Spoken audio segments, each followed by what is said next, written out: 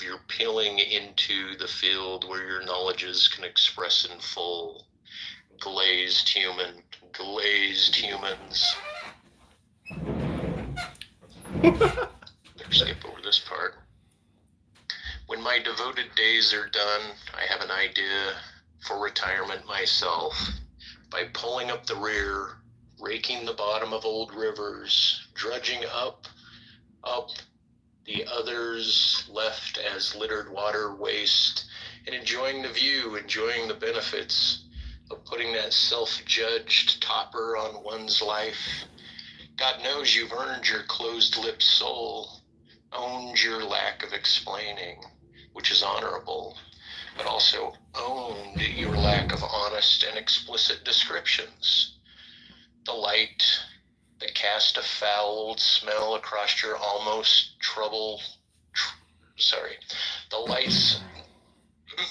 the lights that cast a foul old smell across your almost noble character. Skeleton networks, poetry. I don't have news about your mom nor dad, but sincerely I'm glad to have met your mom, and I hope her peace is at its optimum. I know that you cannot know the depths of any other person despite the length of time I know them. Sensitive, complex creatures we are, complex creatures, tough and formidable. P.S. Normally when one gets married, they close their world off from others to raise their kids. People drift apart, old friend. But we, not raising kids, well, you held on to some notion of us being friends, and I knew you as such too, until, unlike a chess match going to the end, not resigned beforehand, you abandoned the table. Of course, you amplify specific memories that I do not. Your plight was yours and is. Like I said, you to come to mind when I see my shallow, broken, glazed present, and I find a woman I'm about to disappoint on so many metrics like a wrecking ball. And you aren't the only tributary into my issues or culminations. You're the first trust of moral cause that I abandoned my instincts for, which were meant for my mid-30s love. But after our floor lane debacle and fuck off of our chosen universe, I could no longer trust my instincts. I can only trust an inversion of my instincts, as a supplant of my instincts. And professionally, I'm formally walled away from avenues of being and living that your 17 years continue to open for you, that you erroneously presume are open to all. No wonder you thought what you believed was a common domain that we shared. If you went AWOL from the military, you would have a formal tarnished mark upon your record that would be a negative to your ambitions lived. I sure hope you aren't holding yourself in a sense of nobility. I suppose I do have a retained talent of knocking chips off of people's shoulders. I imagine that if my brain doesn't melt, I'll retain this feature until I'm dead or have no context to be this way. Life isn't without its silver linings. I'll have to just work with what I've got. One humiliation is the most old peers made it through with growth and satisfaction, a sense of earned being. I imagine you've earned about 60% of your being. I wouldn't know, as you've been too chicken shit to sit back at the chess table and speak your piece. So you have the same achieved temperament as many better than thou silent adult male souls. I likely have you all wrong, and I know this, but minus any clarity, I know myself as an island, and I know I'm capable of inverting my moral functions and instincts just for retirement fun. Batman to Jokers, you made me first. Stay golden, pony boy. But it's free to pony up. Words are cheap, and I'm looking for a bargain. There's still time. Bless you, Archangel Michael, the fallen, paradise destabled and lost.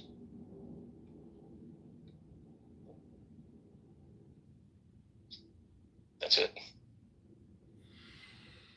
I really, I really liked it. I really liked it. I felt, that a lot of people would, associate or um, see how that also played in their lives. I mean, I really enjoyed it. Thanks for reading that. Yeah, I might have cleaned out your room by reading it, but yeah, I figured it might tap into things, But I don't know. It was like personal instead of reading other people's texts. But I thought, it's somehow aligned. Just getting the invite. I was in chillism, and I was just like, just getting the invite to go into the room, but being blind to see who's inviting me, and then coming in. Oh, yeah, it's this fellow with a million mics, a million phones, a million accounts, and then adjacent alternative philosophies and stories and books to read, esoteric wisdom, if you will. And I thought, that somehow matches my early AM typing to this old friend of mine. So I'm glad you liked it. Glad you found something from it. But anything you want to read on Epictetus or whatnot, or however you wanted to go from here, is fine by me too. Okay. Okay, this will be the last reading. I'm just going to read one page of each. Okay, this is Epictetus. Thus would I fain be found employed, so that I may say to God, have I in aught transgressed thy commands? Have I in aught perverted the faculties, senses, the natural principles that thou didst give me? Have I ever blamed thee, or found fault with thine administration? When it was thy good pleasure, I fell sick, and so did other men. But my will consented. Because it was thy pleasure, I became poor. But my heart rejoiced. No power in the state was mine, because thou wouldst not. Such power I never desired. Hast thou ever seen me of more doleful countenance on that account? Have I not ever drawn nigh unto thee with cheerful look, waiting upon thy commands, attentive to thy signals? Wilt thou that I now depart from the great assembly of men? I go, I give thee all things, that thou hast deemed me worthy to take part with thee in this assembly, to behold thy works, to comprehend this thine administration. Such I would were the subject of my thoughts, my pen, my study, when death overtakes me. Seemeth it nothing to you, never to accuse, never to blame either God or man? To wear ever the same countenance in going forth as in coming in? This was the secret of Socrates, yet he never said that he knew or taught anything. Who amongst you makes this his aim? Were it indeed so, you would gladly endure sickness, hunger, aye, death itself. How are we constituted by nature? To be free, to be noble, to be modest. For what other living thing is capable of blushing, or of feeling the impression of shame? And to subordinate pleasure to the ends for which nature designed us, as a handmaid and a minister, in order to call forth our activity, in order to keep us constant to the path prescribed by nature. The husbandman deals with land, physicians and trainers with the body, the wise man with his own mind. Okay, I'll read one more from Epictetus, one more page. Which of us does not admire what Lycurgus the Spartan did?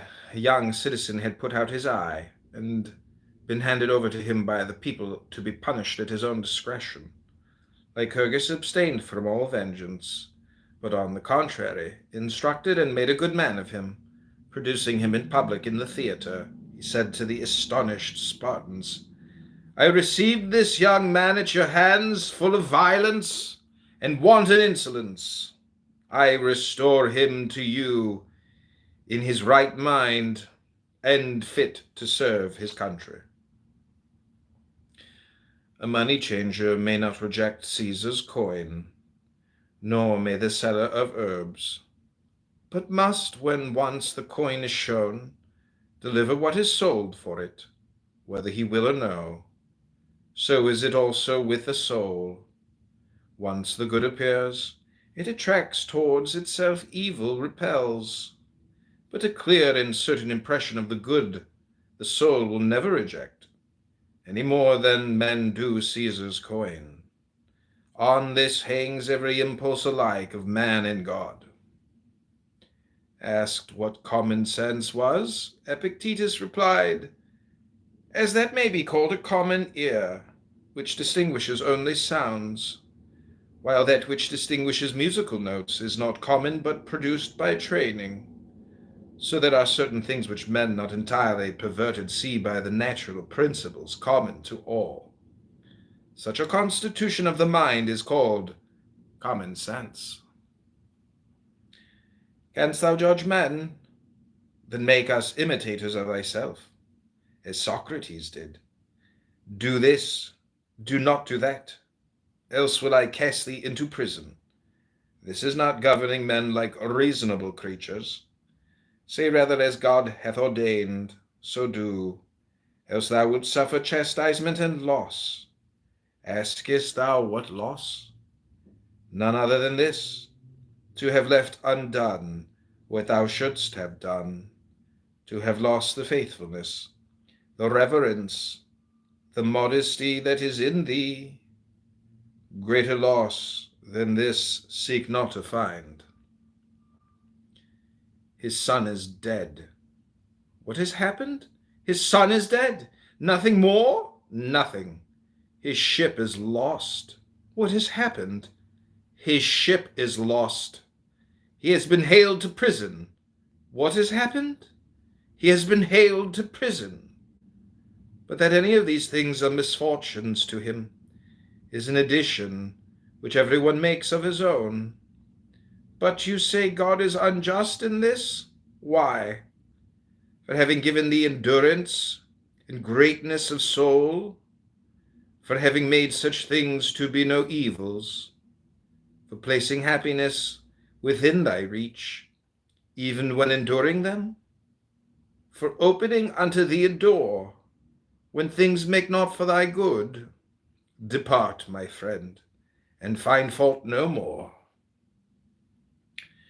You are sailing to Rome, you tell me, to obtain the post of governor of Knossos. You are not content to stay at home with the honors you had before. You want something on a larger scale and more conspicuous. But when did you ever undertake a voyage for the purpose of reviewing your own principles and getting rid of any of them that proved unsound? Whom did you ever visit for that object? What time did you ever set yourself for that? What age? Run over the times of your life by yourself.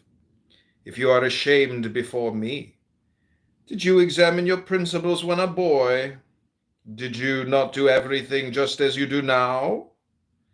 Or when you were a stripling, attending the school of oratory and practicing the art yourself? What did you ever imagine you lacked? And when you were a young man, entered upon public life, and were pleading causes and making a name, who any longer seemed equal to you? And at what moment would you have endured another examining your principles and proving that they were unsound? What then am I to say to you?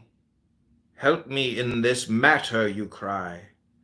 Ah, for that I have no rule, and neither did you, if that was your object. Come to me as a philosopher, but as you might have gone to an herb seller or a cobbler. What do philosophers have rules for, then? Why, that whatever may betide, our ruling faculty may be as nature would have it, and so remain. Think you this a small matter? Not so, but the greatest thing there is. Well, does it need but a short time? Can it be grasped by a passer-by? Grasp it, if you can. Then you will say, yes, I met Epictetus. Aye, just as you might a statue or a monument. You saw me, and that is all. But a man who meets a man is one who learns the other's mind and lets him see his in turn. Learn my mind, show me yours, and then go and say that you met me. Let us try each other. If I have any wrong principle, rid me of it. If you have, out with it. That is what meeting a philosopher means. Not so, you think. This is only a flying visit. While we are hiring the ship, we can see Epictetus too. Let us see what he has to say. Then on leaving you cry, out on Epictetus for a worthless fellow, provincial and barbarous of speech. What else indeed did you come to judge of? Okay, I guess I'll just read a few more. Whether you will or no, you are poorer than I. What then do I lack? What you have not, constancy of mind, such as nature would have it be, tranquillity. Patron or no patron, what care I? But you do care. I am richer than you. I am not racked with anxiety as to what Caesar may think of me. I flatter none on that account. This is what I have, instead of vessels of gold and silver. Your vessels may be of gold, but your reason, your principles, your accepted views, your inclinations, your desires are of earthenware. To you, all you have seems small. To me, all I have seems great. Your desire is insatiable. Mine is satisfied.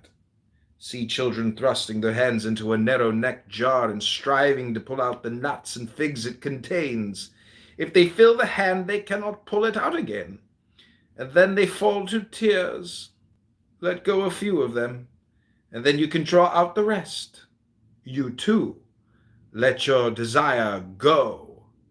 Covet not many things, and you will obtain. Pittacus, wronged by one whom he had it in his power to punish, let him go free, saying, forgiveness is better than revenge. The one shows native gentleness, the other savagery.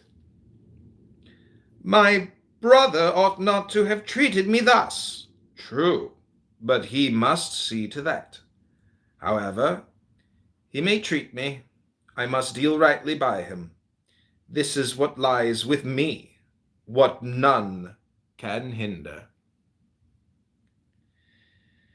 Nevertheless, a man should also be prepared to be sufficient unto himself, to dwell with himself alone, even as God dwells with himself alone, shares his repose with none, and considers the nature of his own administration, intent upon such thoughts as are meet unto himself. So should we also be able to converse with ourselves, to need none else beside, to sigh for no distraction, to bend our thoughts upon the divine administration, and how we stand related to all else, to observe how human accidents touched us of old, and how they touched us now, what things they are that still have power to hurt us, and how they may be cured or removed, to perfect what needs perfecting, as reason would direct. Okay, that's Epictetus. That's good stuff. Yeah, this type of psychological insight, it's lost. Go to chillism and just listen to the erroneous, irascible, the talking babblers. I mean, it's, there's no real divine wisdom in that room. I mean, that's why I say this app is like a horrible stew of like incompetent. uh I don't know how to describe it. It's basically just dopamine. Well, I disagree with that in that, to me, even I've had other people come in and chat with me, and they say, "Well, why do you hang out with like these creed like what was the word, credence, some this low level bags of shit, right?" And I thought there is, like, to me, they're just the average guy, right? And Wittgenstein had built this whole formal philosophy about being principled and his whole philosophy, and then at one point he had a revelation, and I kind of look at it like Sarjuna um, in the oh shit, why am I seeing? I realize, like, I'm losing track of my memory, but Sarjuna leaves his kingdom out to the real world, right? And I figured to engage in the low level babble at the level that people are just showing up of different intellects and but mostly just like dogmatic stalwart folks, right? Just they're kind of stuck on their ways, and there's variance in it, right? And there are personalities within it to try to figure out where their limits are. And so to me, it's like being washed like laundry in like a stone wash bucket, right? Like, to get in there and to throttle around these fucked up personages, of which I respect most people just for being human. Like, to me though, because it's a thrashing cacophony of unprincipled, semi, just temporary principle or gems thrown out. I don't know. I figure that's like an exercise in humility and engaging the world. Like, if you just went out to the street, you don't know who you're going to engage, right? And so if you wanted to, like, dialogue about your day or interact with strangers, try to get in depth quickly with strangers or passerbys, right? You're going to get a whole variance on these personality structures, and that's why. And maybe it's because I was a street artist in New York and L.A., Seattle, around and about, that I got these notions of variance and just I don't know, interacting with the average person, right? Not knowing what their background is. So I don't know. That's why I don't. I mean, I can call it the clown shit show and dive in and I don't know, be as rotten as I want to be, and even and go for the most rotten. Try to be the most perverse, or try to be the most vile or obnoxious person, because it becomes there's a different race in there. There's a different caliber of goal for me, right?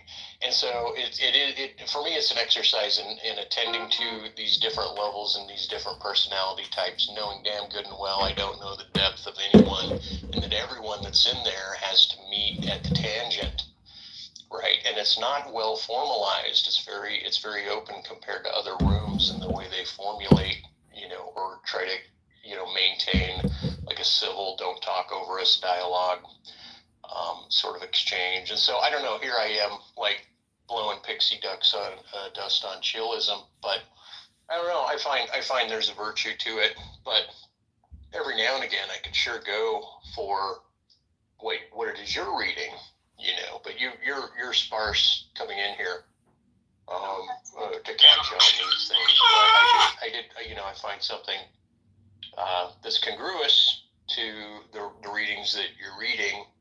And I'm still upset that I can't remember where Sarjuna, what book it is, because it's You're talking about the not the Bhagavad Tibetan. Gita? Yeah. There. Thanks. I just kept saying Tibetan. I couldn't get to Bhagavad Gita. Yeah. So in any case, yeah, that's how I look at it. Like as he goes out and he sees the sick people and the peasants and whatnot, that's similar to how Wittgenstein seemed to collapse and then go out and re-apologize, right? But then there was this irony that came along with him, like not him, but with me or with chillism, which is like a re-brutalization of the group, right? To brutalize people that are willing to be in a room where brutality is afforded. And somehow I'm like, I don't know, it's a habit for me, and maybe it's more like a fight club. I don't know. I think you should jump in and tear it up in there every now and again, just for the sake of, I don't know. But you're well paced. You want to keep things at a certain level for your own, I guess, temper. And so I guess it's just a matter of tastes. I guess I have a taste for it still. And if you did come in, you could record more of that clown show. And I think who knows where you're posting or what sort of traction you get on all of the videos. But at least you're laying bare all the recordings. You're putting them out somewhere in hyperspace. Yeah. Listen, I like the Yiddish expression "all is God, alles ist Gott." So and then philosophy teaches you not to have opinions. So I'm really being facetious when I make fun of people or tease people here. But I just wish people, if they espouse a philosophy, that they actually utilize some primary source books as opposed to just talking off their head. So, part of being intelligent is knowing that our time is very limited, but also knowing we have infinite time. So, like you said, it is a preference or a choice, but I really like to be aware of. I know this is all bullshit, but the point is, the books that I have, when I read them, if it's something new, every word like leaps off the page and you're like, whoa, especially when it really cuts to the chase and you see how immature, irascible, superfluous, vulgar, obnoxious, there's a lot of criticism for a lot of these rooms. And basically what Phoenix Maja just said, Be Here Now by Ramdas, the problem with these rooms is they're really not being here now. They're sitting there reciting opinions and memories, which are bad takes. And if you use it as background, noise, okay. But I like to kill two birds with one stone. I would prefer to just record those rooms and offload them and not ingest them, but still publish them. And I know, maybe you think it's unethical to record unrecorded I rooms. did. I did at one point, but I don't. And I had analogized my engagement with it as a pair of chopsticks, right? That I'm going to go in and try to pick up this smarming group of worms, if you will, as humans, and pick at them and eat at them and separate through them. And it was almost like an art form to myself. If I can do this amongst a varying crowd with new people coming in, seeing where they are, and still kind of go in remotely and do a type of chopstick surgery, then to me, I felt more better. I felt like I'd accomplished an engagement in what other people would find like a chaotic space, and that they wouldn't jump in, right? And I don't know. I've recommended the room to a few people, like in order to thicken their skin, even to allow other people to try to just levy abuse at them. And so I don't know. I guess I'm a glutton for punishment. Might have to do with I don't know, like a type of masochism I've had to go through. So maybe it's just a masochism that I'm expressing. And again, we're just But referring to one room. To me, I'm agnostic. All these rooms are the same room. I don't care what you call it. You can make it up. oh, You can call it, relaxation room. I don't, the point is, if you think you're listening to intelligent things and people are screaming and this and that, and there's just so much toxicity, the problem with that ingestion diet is that it's living now in your subconscious mind. You can flush it very easily, but I just say that, like, if any room wouldn't allow me to read a 60-second poem about whatever it is I want to read about, they're no friend of mine. It's just a suck. It's a vacuumous hole. It's too much of an opportunity cost to sit there and right, engage with it. Like, that's why I say I want to record it and publish it, but I don't want to engage with that. That to me is not how I right. optimally spend my time. What we're doing right now, I don't like to do it alone, but to me, this is the most optimal way for me to utilize this app and my time, is to try to read books on wisdom to change my forward trajectory. And that's what these rooms are not doing. They're not modifying or adding to their, what Heron Stone calls the large language database of I. Yeah, it's really interesting because I mean, as much as in the grand Zen things, you're now part of my psyche and subconscious. You're an aspect of it, and maybe I just needed more monsters. But there are virtuous people, but they're not rich. They're not in depth. A lot of them are just Christians and whatnot. But as far as your meaning, and I'm not shitting on Christians per se, just because they're variant in their opinions about even all the messaging in the Bible, and that's their main book to resort to, not the ancients, not the Greeks that you seem to like, or the rabbis. That's interesting stuff too, and just yeah, I mean, I don't know. See, I think I had an argument with a guy, and his notion was that wisdom is going to start backward. Like the more problems there are contemporaneously in the world, the more people are inclined to reach back in time and appeal to the authorship of the ancients, right? Where in more freed up time, the if you will, the moderns and the postmoderns and the modern philosophers are allowed to like move a rhetorical function through the dialogue. And so I think the reason I would suggest it as an exercise, even though you want 60 seconds, it's almost as if you have to bust into the fight club and clear the domain and demand your 60 seconds and then speak your 60 seconds, which would throw your temperament off the way you want to read, the tonal quality, because you'd be more volatile just to get the entrance.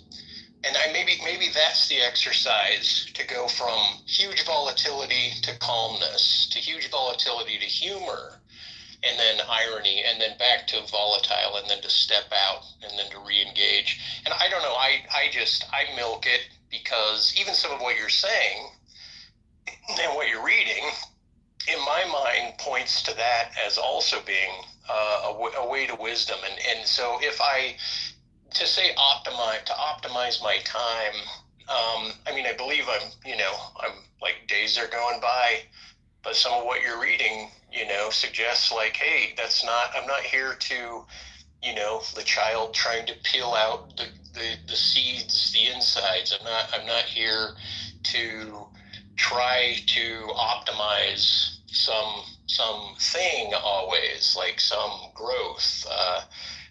And so I realized that maybe there's this dark aspect of me that I would call a type of a masochism that doesn't want to even dogmatically go into a room with, I don't know, it's more like Bruce Lee's Jeet Kune Jew, like, be liquid, enter the room, enter the space, and then seize up, ice up, formalize from within, instead of approaching it formally and demanding that the room give allowance. and so that's kind of my but and for you, you're more mature and more well read than certain people that have said, hey, why don't you go into this room? Because they're like, there's certain people with a lot of anxiety, and they don't find their own strength. And I'm just like, go in there and get beat up, right? And it is an inverted masochism or sadism, like Fight Club. And to me, maybe it's because It's not I just found that so room. much. Almost all these rooms, these atheism, theism debate rooms, is like a fight club. It's just online debate. And I don't have any smoke or hate for one particular room or people that organize the room. I just want to have friendship, kindness, compassion, understanding, knowledge. I'm just saying that to me, Right. those rooms are lacking. What they are is black holes of incredible gravity but the problem is the hypnosis and the communication coming out of it is such a low vibration that it's just not worth its effort or time. But I know what you're saying because I have engaged with that room a lot, and I have gone in there and interrupted countless numbers of time to try to break their pattern or even disrupt it so people break away. Because to me, I know that a lot of people here, like even like yourself, your poem you read, I am interested in making money, in accruing material assets, expanding my power through material ends. And that's why a lot of what this wisdom stuff does is it is education to that end, but really it does become like a study in ethics and communication, but also it's like how do we cut to the chase and stop with the games and find out how to monetize. Well, and I was wondering because I've observed you on Instagram and in a few of your rooms because you're self-linking, right? And I thought to what extent are your rooms, like leading? Like, are you like you'll do a recording and you'll put a front face on, like a hot woman or some political something, and then you'll jump into the recording. And I thought, God, okay, that's good fly fishing, right, for the listener. But then I thought, and maybe I haven't paid attention, right, that whether or not you're indicating like, hey, there's a link above, to see what it is I'm into. Like, I don't know whether or not how it is you're currently attempting to monetize, like if you have a digital product or something, or what it is that you're actually doing with this very broad field of recordings that you're laying out. Like, what do you have a master plan of how you're going to make this well vast network? I'm not under anxiety or real time constraints because I do have fixed income, so at this point I'm not like really doing strong calls to action or leading on like a pathway to some type of shopping cart or purchase point or action. Like to me, this is really like a morning meditation thing that is bleeding into the afternoons. Uh-huh. Um, but yeah, I mean, my goals and objectives are to essentially monetize poetry, philosophy, wisdom books, because I find that to be the most, enjoyable self-discovery publishing. And I see I'm not afraid of copyrights, patents, trademarks. Like let me publish what I have, which is what other people who have published and are long and gone. um, our time is so short. It's just there's hours left in your life, so it's really a question of reverse engineering what your goals and objectives are. You could talk about politics and you can do listen, there's just an infinite amount of analysis but a finite amount of time left. So what do you want to achieve with education? Educate while being educated, support those that support education and wisdom. The bigotry, the racism, the politicking within those types of rooms is just reverse racism and or not subverse. Anyways, you see what I'm just saying, that there's just too much opportunity cost Yeah. to continue to Well, spend any more time in rooms like that for me. I And hope you yeah, do link your current rooms, and I'm not I'm just trying to point to a virtue. Like you said, for you, it's not going to work. And since you record rooms, and I'll like listen to some of your recordings, and I thought, it'd be really nice if I came across, like if you had a channel set up strictly on chillism, or talking apes, or the rooms that I like. Then it's like, because at first I was like, this motherfucker's recording everything, and then I remember the collage artists, and all of a sudden you got no more hate on my part because, like you said, trademarks be damned, or copyright be damned. And it's just weird, the opportunity costs when some of the wisdom is not about that. But apparently, it is. We're still in a capitalistic society, and you want a bigger piece beyond the fixed income, and I get that. I'm trying to run meme coins, like even my PTR image there is a meme coin, right? And I thought, well, hey, I got you know three, five, 400 paintings, and I have twice that many sketches, and I thought, why don't I just keep pumping everything as a meme coin, not as an NFT, and maybe link it to NFTs or link it to something, right? Because it's like you said, it's opportunity cost, but it's also like networking leaving your snail trail. Like some of what you're saying to me is almost like you're actually trying to help other people by distributing this. Like you're not entirely selfish, meaning your motivations. No, I do. Be, That's the thing. I want to help yeah, myself and help other people, but in the process, yeah. because I'm providing such high value information out of these ancient source books, I should be compensated just through donations or tips. It should be sufficient to fund my activity so I can enjoy my life and give people a higher level of consciousness and wisdom to tackle their events and situations. The biggest problem is anger and the way people respond to the audio environment on this app.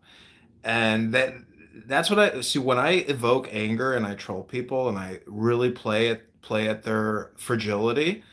um to me, that's like saying, like, I'm a bodhisattva, I'm coming back to help you become more aware of your true self. The big thing is atheism, and the atheists are so delicate and fragile, and they become so explosively vulgar and racist and angry and screaming, and then it gets into definitions about words and concepts, and then it's just an endless amount cacophony of talking babbling apes that are incapable of playing the sage game. And I just want to show people the sage game. I'm just doing what Heronstone does, but Heronstone and Alan Watts, like, this is a way to liberation for myself and for others. And even when you obstruct and disrupt, you are showing people just how caught up they are in the word hypnosis communication game. And these wisdom books liberate you from the endless hypnosis and gets you back on track and creates a library or a catalog for distribution and monetization so you can live a free life. I mean, it is about life, liberty, the pursuit of happiness, joy, gladness, the elimination of suffering and sorrow, or creating a system of rationalization. I mean, I have 1,000 books here, and I haven't even begun. I am positioned well. I hope there's no fire, and I can continue what I'm doing.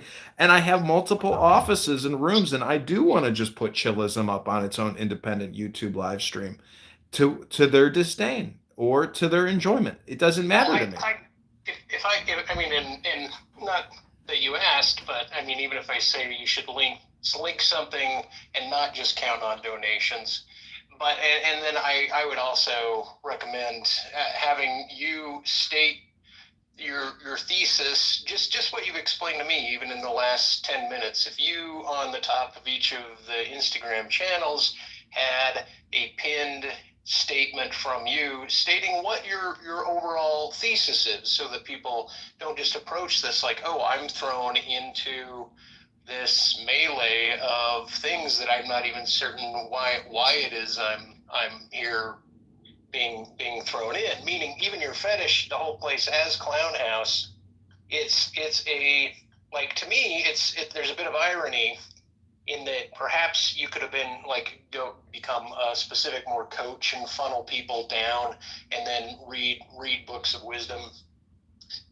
But this is the avenue that you have, but you do it with a criticism laid over it. Like, here, I'm going to distribute the things that I find most disturbing, and then people don't Yeah, know. I agree From with my you. point of view, they don't know your point of what you're I agree trying with to you. do, I and that's think, why I thought. yeah, you're right. I Oh, go mean, ahead. you're right because what you're telling me is, be transparent, be clear, be upfront, and then that will explain the back end of it and the front end of it so that there's no real hatred or anger or distrust or mistrust. I understand what you're saying, but people's attention span is so short.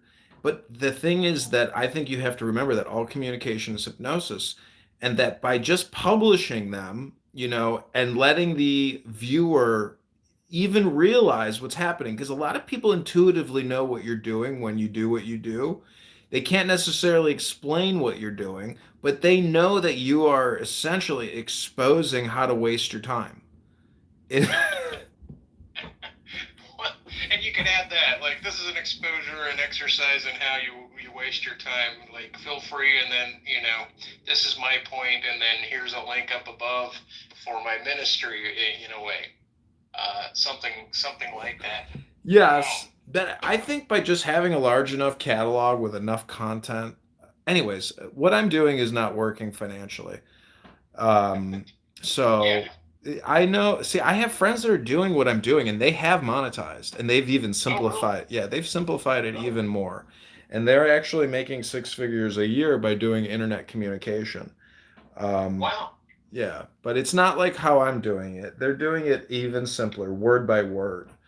And you can go to pronunciation workshop if you want to see a good example of how to monetize this. Let me give you that. I definitely need to figure out how to monetize even my own thoughts.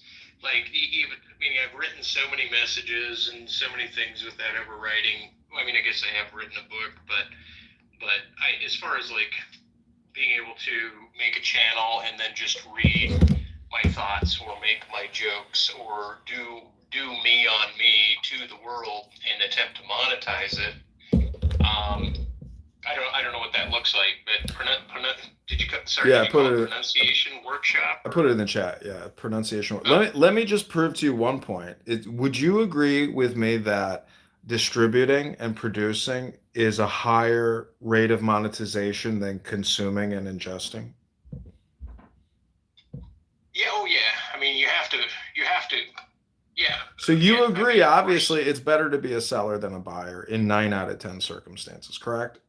yeah, yeah. So when you go to those rooms, you are buying 9 out of 10 and only distributing 1 out of 10 times. So what I'm saying is like that room is even the leaders of those rooms are never discussing what we're discussing. They are seriously fucked because they're stuck in a time loop or what you would call uh, like infinite regress or that symbol of the snake consuming its own tail. Like they are trapped because they're not putting in new information into their database. And it's not just a people problem, it's an exterior information problem that's living outside of their minds in books. Anyways, the point is that as a business person, you have to sell. You cannot keep buying. You have to start selling. So you can use that room to filter or to draw from, get people out of there and bring them to your shtick. But they are not talking about what we're talking. So I would just encourage you to be more focused on speaking and controlling the environment because you need to, like that poem you read was great. But that's not going to do it for, Yeah. it's not universal enough. It's too much directed towards the starving male artist. That's why I resonate with it. But for these people, they need something more primordial, something more universal as a hypnosis mechanism to help them shoot off like rockets. Yeah, and that's where you have a philanthropy angle. But it's interesting to hear you. I mean, some of the content. Socrates is not. He's not. It's not about the money. It's not about that. But you are not unaware of your contemporary situation, nor are you ignorant of your irony relative to wanting to monetize. And I agree. I wish I could myself shoot off, um, and be happy with where I'm at financially in the modern day, because it seems like an uphill battle of chasing after other people's money making mechanisms that seem like irregular to me, like too far out of my Well, look wheelhouse, at I it this guess. way. If AI is so smart, you should be able to go to AI and say, "Tell me what to paint to put it on eBay to sell it for $10,000." It can't do that. It can't Mm, actually, it can't tell you how to monetize. I mean, you have to know that Google is the ultimate monetizer. They are the mm, biggest, the baddest, the best, the most integrated, the biggest revenue share partner. Like Google is the modern day rainbow and golden pot. I used to work there, and the mm, YouTube, what you're doing is fantastic in the offline world, but you have to start killing two birds with one stone. Every time you mm. paint, you have to be live streaming yourself. You have to be creating shorts. It's no longer monetization is not selling a product. It is a form of hypnosis now. So you have to realize that the cell phone itself has become the distributor of your art to a larger scale for Well, I monetization. was just complaining to a friend. I said, God, it for whatever reason, I guess I'm an old dog or the tech is going, but even the idea of, like, as I said, look, I can critique the shit out of almost any video that I see, and I'm like, okay, here's an AI that will, cut out the parts, and I'm like, but will it cut out the part that I want? And then even the idea because I agree with everything you said. It's better to live stream and it's better to do this. But for me, I don't have like a whole studio set up with phones ready to just record. So I always have to pre-prep the space, even though I might my desire to paint or whatnot is immediate, and I just want to fling myself into the passion when the passion and the time arises. But at the same time, I was telling the guys, God, just the idea of being a talking head sitting beneath a video that I'm critiquing a clip of, even for a minute or 3 minutes, I said, I do not even know quite what the mechanism is, even though I pay for CapCut and I have tried to fiddle with the idea of clipping things, but the lessons I've learned are take other people's pre-clipped items, and I'm like, no, I want to clip from the long form and then make my critiques of these aspects. And I realize, like, the medium itself is not beyond me, it is currently beyond me to figure out how to Yeah, appropriately you could do use it. that. You can figure that out and just I could even show you how to do that. But you'll figure that out. You got to try to do it. But on TikTok or Instagram, you can do the green screen video or still and then do your response reaction commentary in a smaller image figure. You can figure all that out. I mean, you can buy a phone now for $50, which is as good as $1,000 phone. I just bought three of them. It is a Motorola. It has a 50 megapixel quad pixel camera on it for $50 on Amazon. It's track phone. And then you pay $50 for the phone, and then you do a 1 month $15 subscription. You activate all the things you need to activate, all the apps through the cell phone verification. That's how I have created so many Clubhouse accounts. And videos really are the way. It is a huge transfer of information through a video. So fucking tremendous megabyte, gigabyte transfer of information. So, anyways, yeah, I would work on it. I was good. I was going to mention. I mean, I will work on it, and I do need to actually find greater, more in-depth tutorials. But even those, I end up having to pay for, and which is fine to some extent. But and Don't pay for I should be anything. able to work it out. Don't It's pay just for weird. anything. The platforms now have all the software you need to do everything you need. TikTok, Instagram, YouTube, Facebook, Snapchat. These are the same thing as these third-party editing and software programs. It's all built into the platforms. I don't even want to own domain names anymore, and I have canceled everything I own because I realize the platforms allow you to do it all for free. You don't need a Well, website. I'm wondering your time horizon in terms of meaning when you think that people are going to overflood the world with more fiction than nonfiction, or where people are not going to know the difference. Like you said, they'll be in a full hypnotic state. There's going to be more AI non-realness or fictional news, such as that. I guess I like your ultimate thesis that the communication is a hypnosis itself, and that's where the monetization is found. And yet, I'm wondering when you believe what you're doing will be considered the greatest oversaturation, meaning such Listen, that we're people. our timeline is so short that all we can do is strive for what we view as the best form of hypnosis to ourselves Okay. and try to monetize independently. Andy Warhol at his death, his estate was valued at 600 million. Picasso's estate was valued at, 1.1 billion. What's your estate going to be valued at? Because what we're really doing is just building time capsules or tombs. You're an artist. Like that image you have right there, like I would have already had 100 videos on that whole painting before it was even finished. You don't know what the outcome is of your activities until you actually experiment. So the big thing in occult philosophy is enough questions, experiment. And if you look at the word God, the first two letters are go. And backwards, if you inverse God into dog, it's do. Go, do, go.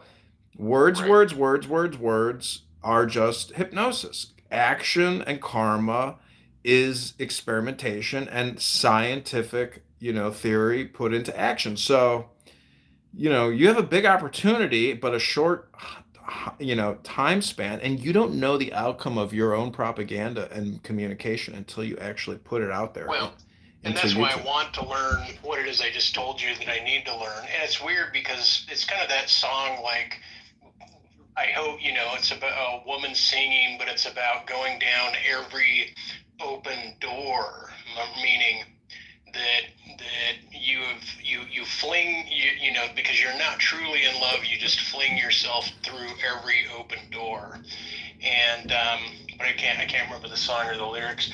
But to me, I get caught up in, like, oh, let me just start generating meme coins that are attached because these will have some legacy value that may bring about, kind of like what you're doing, may bring about something in terms of my tomb, if you will, my digital tomb. But like I said, the things that I think I would be most attuned to, the time that it takes me to focus and learn what other people, it just comes normal to them. Like you're saying, these platforms have everything you're looking for already, and I'm busy like, why is it that software from 15 years ago was so much more intuitive in terms of like music or video editing than what it is I see happening now? Like, why is it that the codes or the icons or the menus or whatever are reformalized such that I become like lost in a fundamental step? And that, so my timeline is also like, how am I going, where is my crash course on this? It's got to be online. I got to be able to figure this out and take even your advisement and then get to what it is I need to get to, because there's greater knuckleheads than I am that have figured it out. And so you would think that it would be easy, but I think what I'm saying is that I found that it's difficult. Certain simple things are It's more difficult. easier than ever before, but again, like I don't know the answers. My real answer for all situations is go do, go. And there's no other greater advice than you can do than self-experimentation.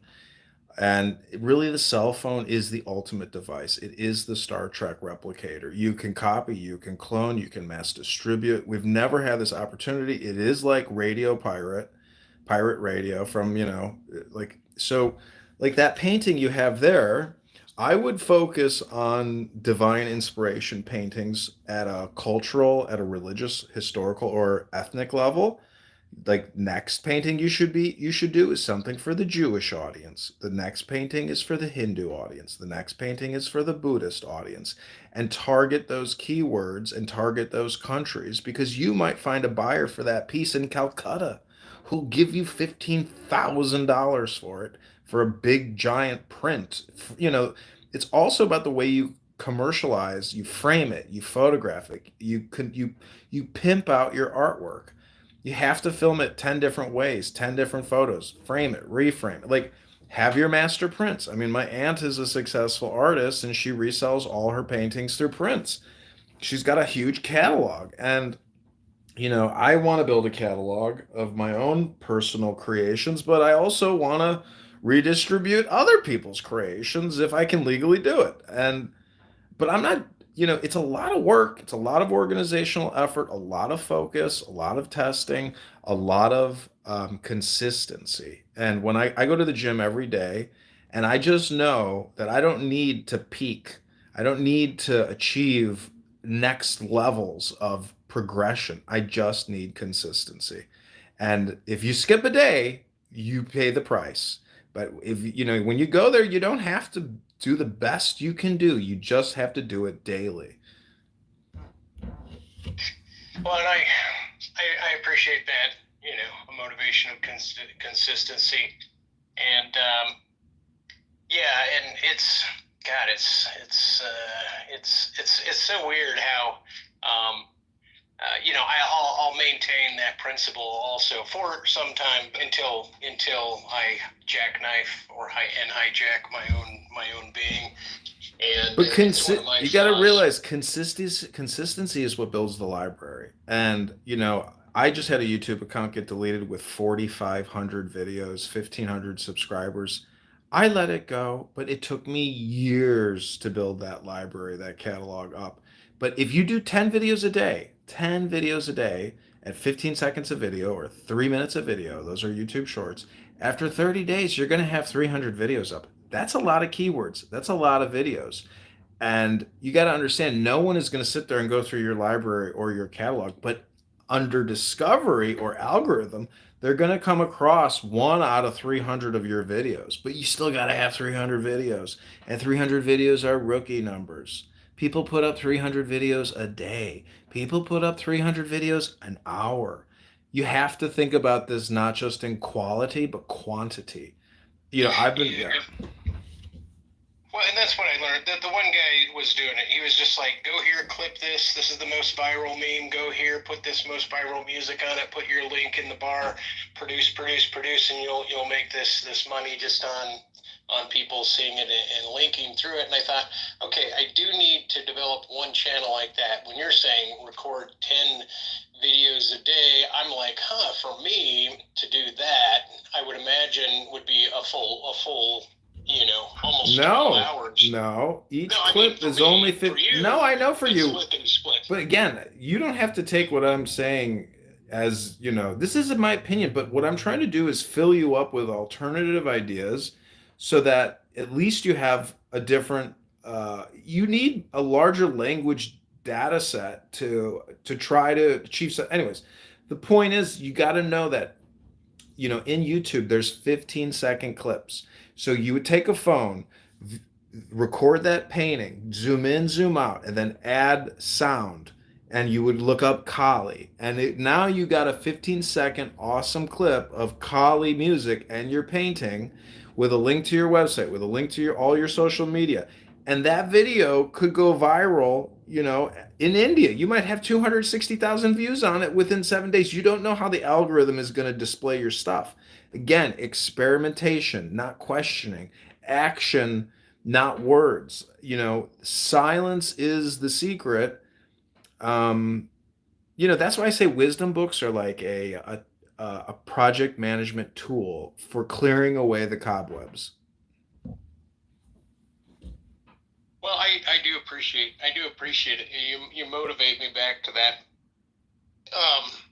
and that angle of things. When it comes to, I mean, I agree that sounds like you said, everything you said sounds really good. Some of how it is, because like you said, life is short, and despite where my income lies, I still have more of a pure interest in articulating a criticism and or coming to um, criticism of those who are dominant on the web now currently, right? So go in, click out those people and make criticism of them. Short videos, short critiques, and to me, because it makes me viable. It makes my mind more attached to these people. Like I don't know, it's like being caught up in the clouds, or riding on the shoulders of giants, or hanging on their ankles, something to that effect. And to me, that's where more of my I guess my true passion is in that. And that to me takes a substantial more time to actually have personalized import into that, instead of just consuming what's already there and transferring other people's work strictly for money. Although I can't deny everything you're saying, and I really like the idea of, like, well, this is my work, so just zoom in, zoom out, put the sound on it, and post it. And so those things, anything that is already my contribution, to amplify that, minus any criticism. Totally agree with everything you're saying. And but where if I just wanted to do on Instagram, like I said, critique or top bottom thing with the green screen function, you think that is all just found right on, CapCut and on the phone, and that this should just be easily No, done through you Instagram don't or need TikTok? CapCut on TikTok and YouTube. You can do green screen background, underlay, where you may need a small tripod. Like, you can buy these little tripods for $10. You might need to stabilize it, or you could hold it. But again, experimentation. It's all there. It's just waiting for Okay. you to know what to click, and what to click, and then what to click. I mean, it's like 3 clicks to get it done. I don't personally do those, but I know that they are successful. The algorithm loves reaction videos. And I know YouTube now has this clip functionality where you can cooperate or partner with other accounts, meaning that you leave the video open to response videos. That's the thing, is like, you got to become a YouTuber and just call your, like, I'm a YouTuber now. That's all I do. I'm a Well, YouTuber. I mean, I had been on YouTube since 2007, and I have a channel with maybe 1,500 people is all that I build up over this period of Oh my time. god, But that's there great. is some Well, you can content. you can monetize and live stream it. I think you could possibly be at the qualifications for the monetization. Download this app. It's called YouTube Studio, and then when you open that, it'll automatically link to your Gmail and your YouTube. And then in that YouTube Studio app, there's a monetization tab. Click that and apply for it, like, right now. Okay, and then what would you say? Like, I was just curious, because you have all these phones, you're able to open up all these accounts. But does that mean that you're setting up emails off of each one, or are all these Yeah, derivative from the every same email? phone every phone has its own Gmail account, YouTube account. Hmm. So yeah, and again, these are $50 phones. Like, I Yeah, but wish, isn't yeah. Go ahead. I sort of I was just confused, because I presume, like, I got a new phone, and I tried to set up, if you will, an alter identity, right? Presuming that the phone itself, the system behind it, if it's Google, if it an iOS, Apple phone, that their goal is to narrow your identity down. And so, are you recreating, like, oh, this is who I am? You give it a new name, Adrian 1, Adrian 2, Adrian this, blah blah blah blah blah blah blah, and then meaning to me, the systems keep trying to localize who I am, right? Yeah, but you Meaning can it's change almost as if. anytime. You can go in there and change your username. You can change your PTR. You can change your description. Like every account that I have changed multiple times, but because I'm testing what gets the best response rate, and really keeping it clean, keeping it PG-13 is the best way to go. Representing yourself as art, love, joy, happiness, gladness, like positive words will have a better impact on the algorithm, on your audience. Again, everything is denominated in English. So look up power words like strength, joy, happiness, kingdom, beauty. Like use those words in new account creation, and the response is always so much higher. Okay, well, I was just curious because even every time I try to make a new identity, even for a new phone, like I said, it's as if the system already knows who I am, but I'm busy trying to readjust it. And then when I open up a new account, sometimes it's trying to, from my mind, it's trying to force me to use the old account. And for example, I'm just wondering if you go to Google on one phone, does it populate like, oh, you have 25 accounts that you Yeah, can it access from does one know that. phone? It's never like that. So it's just per phone, Well, and what I'm and saying is I this. follow my own account, so it's always recommending to me all the other accounts that I follow, and then all the people that follow Uh-huh. my accounts get recommended to follow my new accounts. You do create a web. I think it's probably better and smarter not to connect that web, but I've just gone with it. And Uh-huh. again, it's track phone. Go on Amazon and buy a track phone, $50 Motorola. Do the 1 month for 15 bucks, and boom, you got yourself a new Clubhouse account, Instagram account, YouTube account, TikTok, Snapchat. Um, what else do I use? Tumblr. There's so many apps out there that require a phone verification, and you only need a telephone number for 30 days to get the account up and running, and then you just run the phone off of your home Wi-Fi. And this will allow you to greatly That's what I'm expand your doing. distribution. Yeah. So yeah, okay. So every time you get a new phone, you get a new number, and then you set everything up, and then you drop it.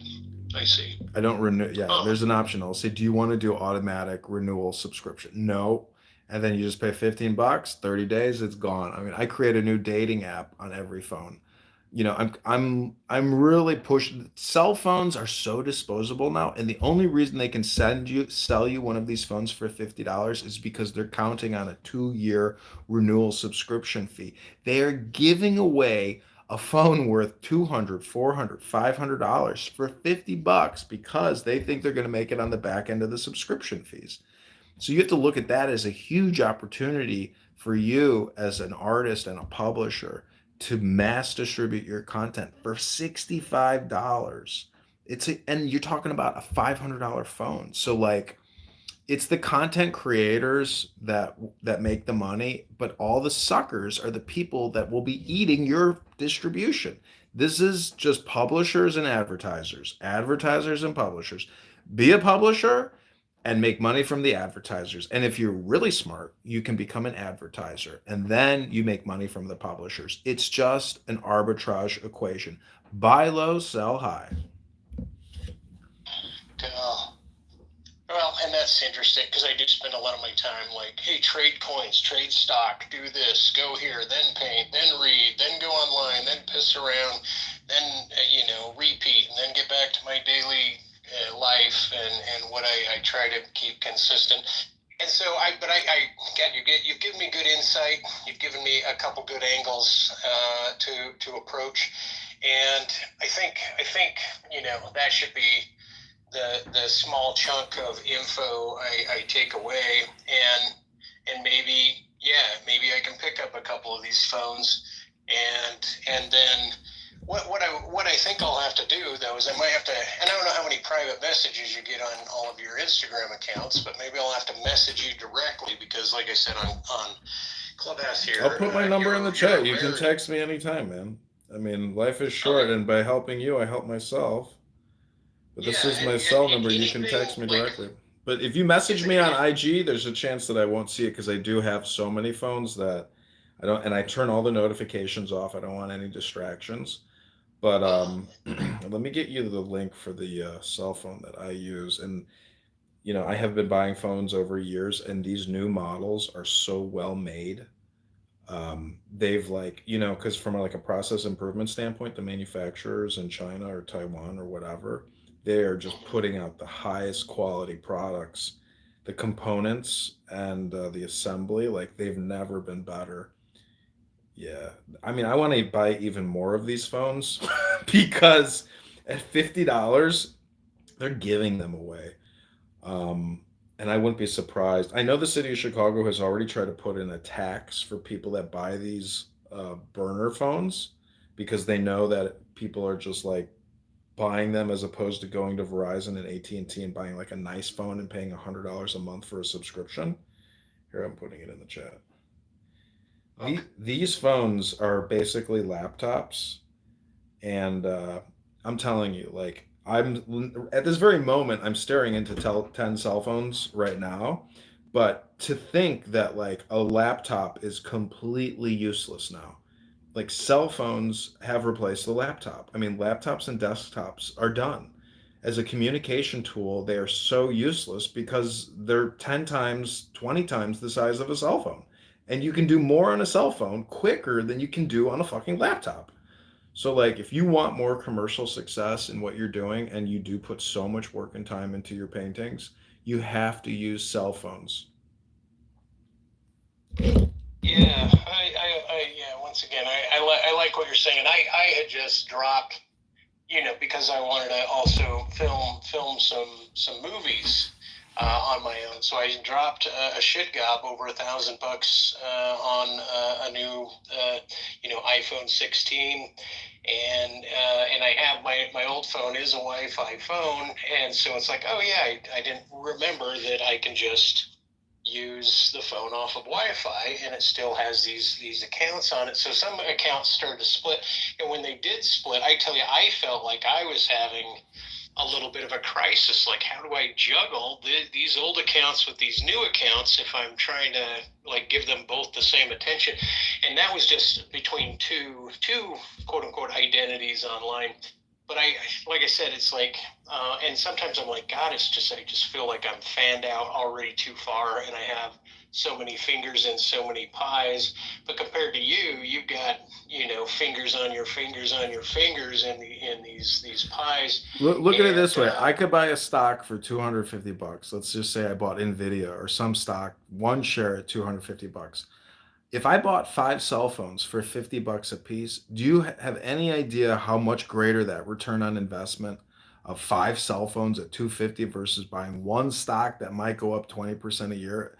The being creative and finding a way to monetize your creativity using cell phones, there's never been a greater buy than a cell phone at 50 bucks, which is the equivalency of $1,000 cell phone.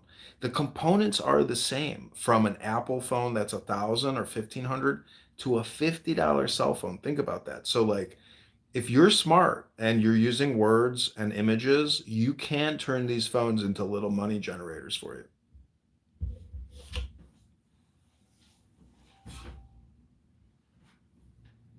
I mean, look at my profile, like that buy me a coffee or whatever it is. There are people with 60,000 followers, 200,000 followers, that have this buy coffee thing, and there are people that love these people. Unfortunately, you're not a hot chick with great tits, so, oh right, well, yeah, so no, you're gonna have to hire a chick with great tits. Now you see where I'm going. well, Like, you that's can right. publish women. You can do photo shoots of women. I mean, chances are it's not going to be successful because there's so much fucking sexual material out there. You could just screenshot it and republish other shit. That's what I'm saying. Like, okay, sue me, but I'm going to screenshot you. I'm going to film No, you. yeah, God, I wonder. Yeah, God, it's so weird where my head is and my angle on what it is I think I'm trying to do, or finagle in a different way.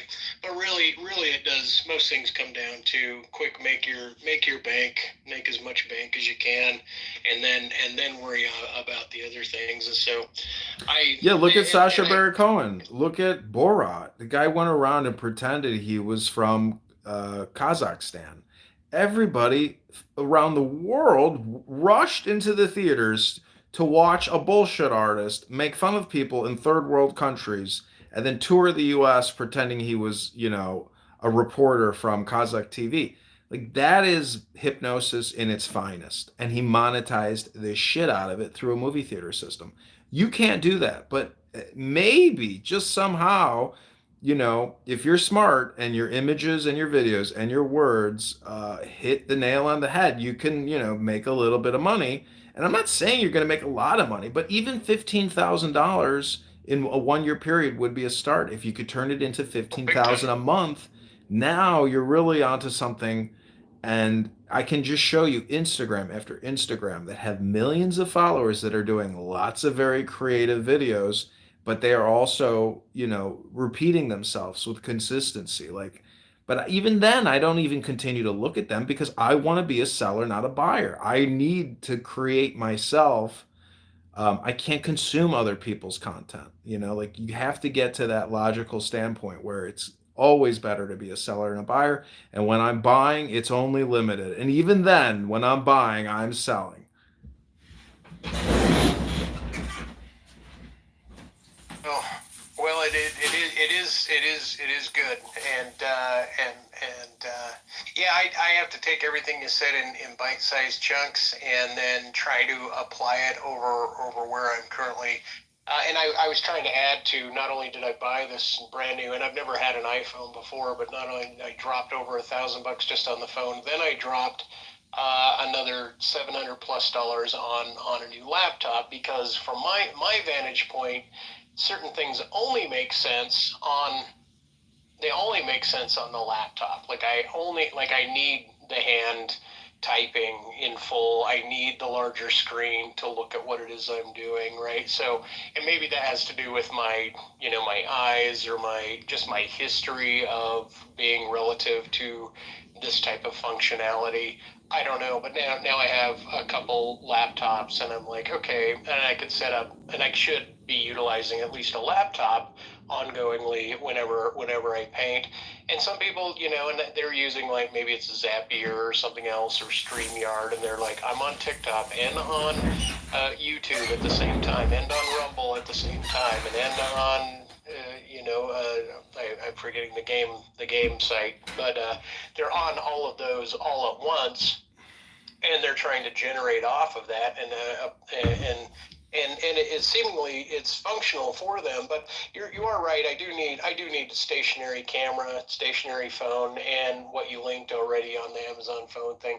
It does sound like, okay, yeah, that would be a great purpose, and just designate a full account and then spread it, or buy 4 phones and make certain I'm on each one of those platforms always at the same time, anytime I have the urge to go sketch or draw. And I got to tell you now, I mean, not to say what a big idiot I am, but I've been drawing for years and years, and painting for years and years.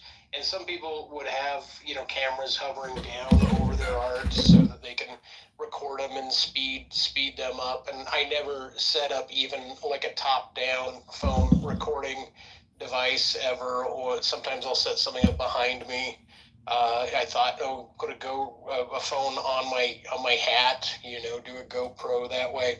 And for some reason, I figured at some point, I'm going to have to integrate into all this, because I'm so old world and analog, and like I said, bonded with old methods like the laptop, or older programming, the way things used to be programmed. Because for some reason now, the icons and what you're saying is available is still an exercise every time I use a new phone, like the iOS versus the Android phones that you prefer. I'm mixing formats, just slight format differences seem to throw me off in a way, like, oh, where is this item? Right? And then I get lost for 15 minutes trying to figure out something that's just lost in the formatting that's different from an iPhone to an Android, something like that. Not to speak on my deficits, or how I'm not nimble enough to quickly get through these things, but and how I get caught up on them. But I do, nonetheless, I do, and this just has to. This is a me thing. Some people have greater capabilities in other aspects of their life, and things just sling together and that makes sense to them. And I wish I had the acumen of other people relative to what it is they know how to do so quickly, so well. You're very close and you're very capable. And for $50, you can get a new phone. Listen, this is not the first time I've had this conversation. I've had this conversation 1,000 times now. I go to, I see live music all the time. I used to record it all the time, but then this shit got deleted because I had a little cannabis in some video or something. So, but I've talked with lots of artists and musicians and tell them the same thing. Bro, you're exhausting yourself. Look at all the travel you're doing. You got to be in St. Louis tomorrow at fucking 11 a.m. Like, you could be at home creating shorts on YouTube of yourself playing licks, and that could have more financial success than all the wasted effort and time when you really look at the real numbers. Be solitary and just expand through cell phones. Like, you don't need to travel anywhere anymore. You don't need to get on the road. You don't need to, all your stuff on the street. If you would have filmed yourself on the street doing all that you did and it was up on YouTube, oh my God, you could have 35,000 subscribers. You could have 800,000 subscribers. You wouldn't know until you actually experimented. Yeah, I'll contact you from my Instagram account, and I only have a couple videos of me on the street, and in one way, some of them are, those videos get less, fewer views, but tons and tons of my dialogue. You're right. If I was out there and I had, I always thought I need a camera person. Right, and now I'm thinking, no, I just need a phone that will, one of those movers that will follow me around. And by the tech is all there. Then it's a matter of buying the tech and setting it up and going at it. But you're right. And I've been like you, isolated in my world, and then I go out to the street. But I don't travel too extra much. I'm not like a band going everywhere to play. But you are right. It's like the band should spend a lot of money on other people filming them and or setting up tons and tons of recordings devices so that they're overly amplified. And maybe some things about, and then it comes down to what extent am I willing to be more transparent than I currently am? Meaning there must be something. There's certain secrets or things about me that I personally want to be transparent about, but it's almost like I think I'm not ready psychologically to get the negative feedback, even though I've already got some negative feedback, which means I'm doing something right in my mind, right? But it's like, to what extent am I really wanting to be a public figure? And I'm like, well, I want to be a public figure. I need to be a public figure. To me, that is where things will top off. It'll sprout. It'll stem from them. But I'm an older guy already, and so but it doesn't mean it's not possible. And I got to keep striving.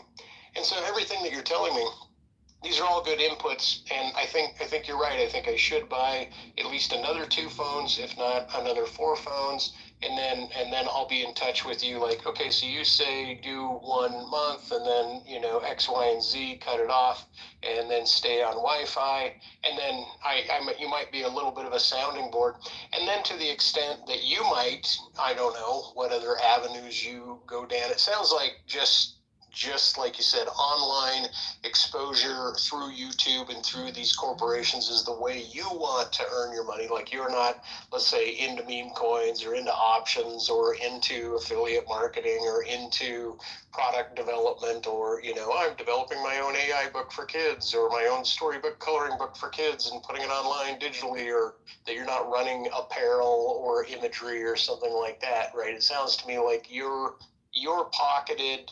Even though you have fingers on fingers in all these phones, you're pocketed in one genre of the way you believe you are going to eventually kick to 15K and 15K a month and be where it is you want to be in the direction that you're going. But the only reason I mention all that is in case you decided that part of what power you have in your recordings, beyond just multiple recordings of Clown House and audio apps, and phone recording the phone, I'm wondering if some of your accounts might move in another direction. Granted, I haven't checked out all of your accounts, but the ones I have seem as if they're reiterations. But sometimes you'll read at length on them and do something that's more on you instead of on just recording other people, recording the phone speaking. Part of experimentation is you're like, huh, that was easy, huh, that worked. I'll do more of what's working. And then you try new things. Like I don't really have any I'm not making money. So the whole point is like I'm enjoying what I'm doing short term, but I know long term what I'm doing would be suicide and insanity because it's not working. So by figuring out what's not working, you just keep going and experimenting. More no's, more no's, more, and then finally you get a yes, and you get laid. You pop your load, and you're like, huh, that's working. And it is a process of improvement, but also a process of education. Also functionality because like you've never actually clicked all the buttons, and then you're like, huh, this wasn't centered. This is low quality. This audio sucked. This visual sucked. Like you're gonna it's a constant iteration. It's that iterative process. And out of curiosity, like, kind of like in my state, it's illegal to film pornography, right? You could go to jail for filming pornography. In other states, people would be doing it a lot, and so to the extent that you're recording a phone, right, and so you've already framed what it is you're doing as kind of a legal loophole in terms of trademark, and hey, the phone happens to be on and my other phone happens to be recording it, right, whether structured or unstructured. I'm just wondering your relationship to legal structures, if any of this comes back to like haunt you as a legal violation in your particular No, district. I'm not worried about it. In fact, you don't need to film porn because if you're smart, you would just copy and paste porn. There's enough porn out there that creating new porn would be an ineffective usage of your time because Well, all and I you can didn't do mean is scrape porn and publish porn. But in terms of like recording Clubhouse, I have no assets. If someone sues me, it's just going to sit there and never get paid. They can't collect. So, I have maybe a little advantage against somebody who maybe has a large nest egg and they're worried about legal ramifications from doing risky, video publishings. But, that's just the way I view it. well, and I wasn't suggesting that I was going to film porn, but after you said, yeah, try this and you get laid and you pop your cherry, and I thought, God, if I just put on like a permanent pair of those recording glasses or a GoPro on my head and I just go through every aspect of my day as this goofball loon with a GoPro helmet on, right? That could be, that would also delve into, hey, here I am taking a piss and here I am getting laid and here I am X, Y, and Zing it, right? And that just harkens, it hails back to a time where people like, oh, this house has a full closed recording studio in it, like the days before Big Brother House or whatever, right? Where it was super novel to have 24-hour surveillance on a group of people, or Andy Warhol, like, 10 hours of him sleeping video, right? And so it's just this idea of, like, I already, honestly, every single laptop, every single phone that I have, until I'm ready to record, I have duct tape over the cameras, right? I don't want the environment being latently picked up by the system, and that's once again, it's kind of like, I have, like, part of me wants to stay away from the nuances that the AI, if you will and can pick up on my eye movement and my interest, and even though it's going through, how it is I'm touching my phone, what it is I'm saying around my phone, it's picking up all these other data sets. But for some reason, I don't want my phone actually watching me take a shit, or I don't want it to surveil and find all of my data around my household, right? To me, it's like every internal space is now by default being picked up by the grand AI for consumption. And so for me, there's got to be like, and to me, this is like a background. I don't know. It's like a psychological. I don't know. Maybe I feel like I'm a future John Connor, or trying to like have some neo-Luddite precursive space, right? Where, well, this person is a little less known in detail than anyone else. Like even checking out at the store, if the checkout machine has a camera, I will throw a receipt over it, or tape it, or cover it in some manner, or just keep it away from my eyes so it's not reading how it is I'm responding to every product. Like something about the intimacy level, I want 1 degree of separation from it, where everyone else is like, fuck it, you're being recorded anyway, and they just cave into that. And that's just like a background, something that I've built up. But honestly, I couldn't even talk to you in this phone right now if my camera was open and recording me. Like I would have a psychological freak out just on that. And but that's a personal issue, right? And so I only mention that because I'm trying to go over the things that hold me back, instead of just saying, well, these things work and these things don't work. Right, but I'm not afraid to be recorded directly when I'm intending to be recorded directly. Like I said, I don't like latency recording, and so I do my best to at least mitigate it. See, I think you are so overthinking it, because if like everything you did had money thrown at it, you'd be like, "Oh, this is great." So right. your opinions are like noses. Everyone can, have their opinion and pick it or whatever, but I'm just saying that experimentation and letting go of your thoughts, letting go of your even your, like your aesthetic style. I mean, just throw it out there and see what sticks. And stop overthinking it, because like if I were you, I mean, I would bootleg chillism and get that out of your system and start from there and live stream that app. And if you live stream that room, and I would, if you were really courageous, just tell them I am publishing this on YouTube and I don't give a fuck about what your opinion is of that. What do you think? In fact, they won't even kick you, because you got to understand it is like a one-upmanship game. If you can make them unchill, you are winning. And if they are maintain their chillism, they are winning. Like by recording them, you are taking it to one higher level of gaming. And they've accepted what I do. They don't even kick me, so because they want to prove that they're the chillest. But just try it, like bootleg Clubhouse, and you'll see like how you are actually trapped in here. You're the genie in the bottle, and you got to rub it and get out. Get out.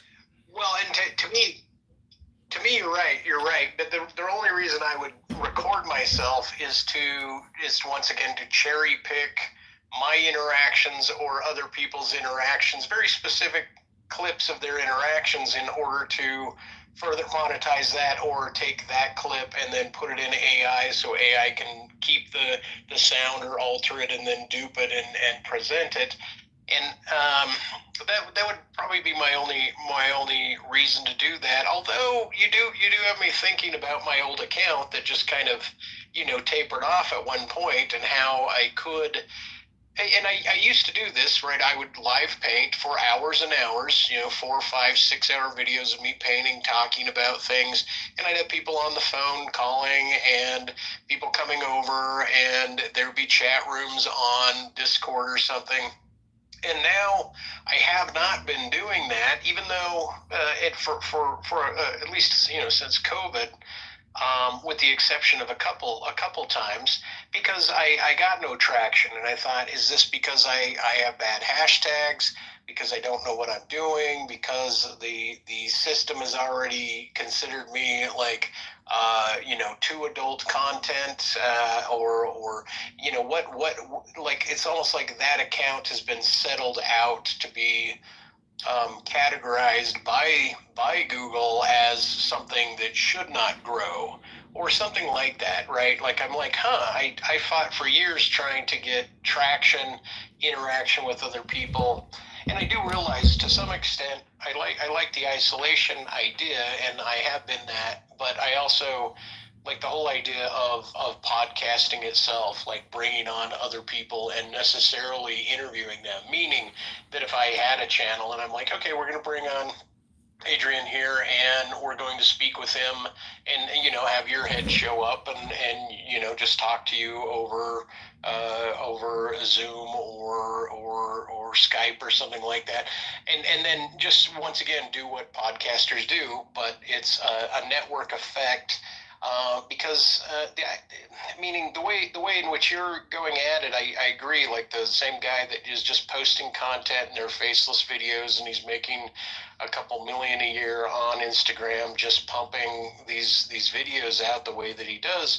It's incredible, and yet the people once they get a podcast and they break 50,000 or 100,000 people following them, then they do have marketability all of a sudden. Like you said, then they're publishing and taking other people's products and mentioning them and taking a cut, and they're monetizing the shit out of themselves. So maybe between our two, like you, because you're unique, and I'm not gonna go buy 15 or 20 phones and set up a shop. Maybe I should, but I don't count. I don't believe I'll end up doing what you're doing. But I do want to have some takeaway from what you're doing, and then at some point, perhaps you and I can integrate our two know-hows and make dues, and maybe there could be some form of synthesis, even for you to go get on. And I don't know how many times you've been interviewed. You're doing it right now. Ike, you're doing it right now. Look at my PTR. I'm staring at 10 cell phones. I'm live streaming myself.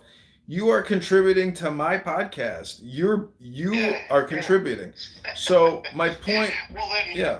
Look, we're doing it now, and you don't want to have the same conversation twice. You don't want to talk. I mean, I'll have this conversation because I'm recording. But the point is, if you were recording, you would have just gotten an hour-long content of very high-quality content, which a lot of people who might be interested in that and then you wouldn't have to have the same conversation twice. It would be out of the system. You would integrate that knowledge, and you'd say, oh, and if you ever look back on it, you'd be like, oh, I remember talking about all that. Maybe I should go ahead and do some of that shit. Oh, well, I'll probably just go and download whatever you're posting on one of your channels of this, and then I'll just you don't need to. It's already in your memory. It's already there in your subconscious. I'm not talking about my memory. I'm talking once again about having a product clip. Like you're knocking off this conversation, and I can swipe myself off of your conversation and utilize it for my own future game or clipping. But then again, then everything kicks once again back into almost a spiritual zone where your goal as stated is financial. You want to shoot like a rocket ship and get a huge bag, right? That's like your destiny. No, I'm saying they're intertwined. Alan Watts and his search for spirit. Gospel, though. I know, but you got to understand, it's repackaging hypnosis. So if you were to just do audiobooks of Alan Watts, you would have a lot of listeners because people are interested in Alan Watts as a keyword, but the information itself is another layer or context. I'm just saying that the search for God is infinite, and it's a fun game to play because it's universal. It's a good starting point, and a lot of these people are atheists, and all they want to do is debate theists. It's a good content, but your artwork, you have an infinite supply of content. You're just not capturing it. Start capturing as much of it as possible, even if it's not in the way you want to do it, because then you can course correct in the future or delete what it is you want to remove, or you'll just leave it up because you'll be like, who cares? It's a fucking library, and the algorithm determines what people want to see, and people search for what they want to see. They'll find it in the long run. But anyways, look at my PTR and just know that, like, These cell phones are the device of our greatest ambitions. Like, it is the sum epitome of all human endeavor, and they are recording devices in the same way that you are a recording device. You're a walking iPhone, and you need more clones to do your bidding, so get more phones. Well, and thank you for that. And I guess, I mean, I'm assuming you're in the Chicago area because that you referenced it. Prior to that, I thought maybe you were in Brooklyn, New York, or something, right? But and maybe I'm wrong on both accounts without asking. But and I was trying to think. Like, I hope you are successful at what you're doing. But I hope so, such that you personally walk away also from your indulgent in your solo techno, cave, if you will, your own man cave here of recording, and go out into the world such that you not only just go and hook up with someone, that you find and interact with other humans, and that you're not merely a future cyborg, and being content as such. Right, and so I hope this as a I process for do. you I do every reaches Friday. that level. Listen, I'm trying to integrate women and love and food, and like, I have a way out, but like, we all have to make your choices based on what you think is the optimal choice. um the thing is, by like having this conversation, I just hope you take action, because like, I appreciate your art, and like, that painting right there is a masterpiece, and it should be publicized, fetishized, distributed. I mean, and a cell phone is, anyways, we've gone on and on and on. And I'll just say MikeFell.com, MikeFahl.com. That is where my current work, the majority of what I'm putting forth is, and I'll just say that as a pitch, and then that will link to postcards. But my greater concern is vestigial human art, meaning that the hand motion, everything that we're doing, is supplanted by AI and swiping, and it's kind of places all artists in a diminutive, super small, almost obsolete or vestigial area in the world of possible imagery, and that to me is just another takeover, like accountant or chess player or whatever. It's just something the AI has swallowed up earlier than I thought. I thought it would take over robots and medicine, and I mean, certainly it's integrating with robots and medicine now, and to the extent, that's why I'm like, what's the long term horizon of where AI competes with all of these human dreams and motivations. It's still a network, though. Like, Facebook may have AI agents, but like, you have to monetize your network and then create a new network and create a new network and then integrate those networks. AI is a tool, but it's us that are using it. And like, if you can create a way to automate usage and do it at scale, oh, then you can monetize it, hopefully. And because again, it's all eyeballs. The more eyeballs you attract, the more you're going to monetize if you have a mechanism for monetization. But attracting those eyeballs at scale is the quantity versus quality theory. And if you talk to any multimillionaire who made money in internet publishing, it's because they had millions of eyeballs on their product, and then they had a conversion rate and a revenue per click. Yeah. Yeah. Well, yeah. Okay. I think. I mean, and you're right. Huh. Well, let's see. I hope I can integrate. I hope I do integrate some of what it is you mentioned into my behavior, and so that will be the goal. I'll even finish out the day trying to do that, and so I'm going to hop off at this time. Maybe you could finish up with another reading, or however you want to top off this particular recording. Since I'm in it, I hope that it can end with something pleasant. And then, but obviously you're going to record to the extent that you will. And thanks for your time, Adrian. I will gather your info out of chat and click on a few of those things, and then contact you through, unless you can private message me on here with which account it is to contact you specifically. I'll try to find. Yeah, this one I followed you on IG and your Mike Fall Art, so you can message me on that one. That one. All right. Yeah, It's a good active one. Okay, hey, thanks for your time, man. Good talking. Yeah, I mean, I've talked. We talked before. I mean, you remember talking to me like a couple of weeks ago, right? We had a lengthy. Oh, I know. Very similar. I enjoy it. Yeah, very similar convo. Yeah, good peeps, man. Well, right on. Have a good one, and I'm gonna go sit back and listen to something while I figure out how I'm gonna tool through the day and orchestrate it. Thanks for your time, man.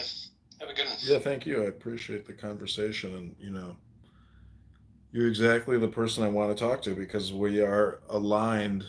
I mean, I love what you're doing, and I've done a lot of artwork, and I've bought and sold artwork, and it's just an awesome business. And people really like it because it's interior decorating.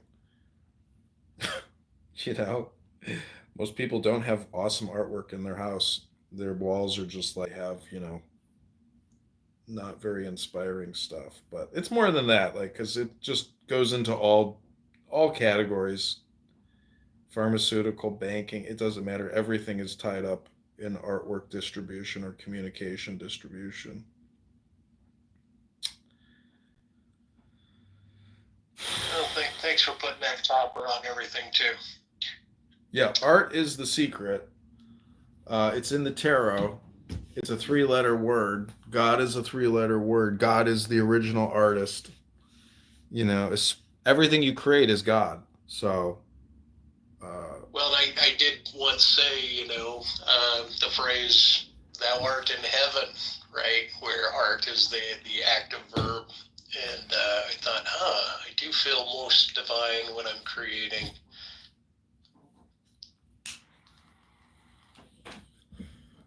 Yeah, and just view it as the fact that like the canvas, the brush, and your paint, and then mix that with the lens of the camera and the mic and the cell phone and the video. Like you're amplifying what you're doing to a very high extent with the cell phone. So it's a total win-win. And the only thing you have to fear is fear itself. You're worried about, oh, my face on the camera. I want to be behind the camera. It's like, let it go. You've got hours left to live. Record as much as you can, and then, do your after action analysis, and then cut what you thought was junk and keep what, you want in the final product, and then move on to the new product. You have hours left. You can go to Chillism right now, and within 10 seconds, you can fall back into the hypnosis and you'd be like, oh, this is the pleasure that I think I seek. It is not. Anyways, let me finish this off with a reading. And then maybe I'll just live stream Chillism into the room. No, I'm just kidding. Okay, this is Meditations of Marcus Aurelius.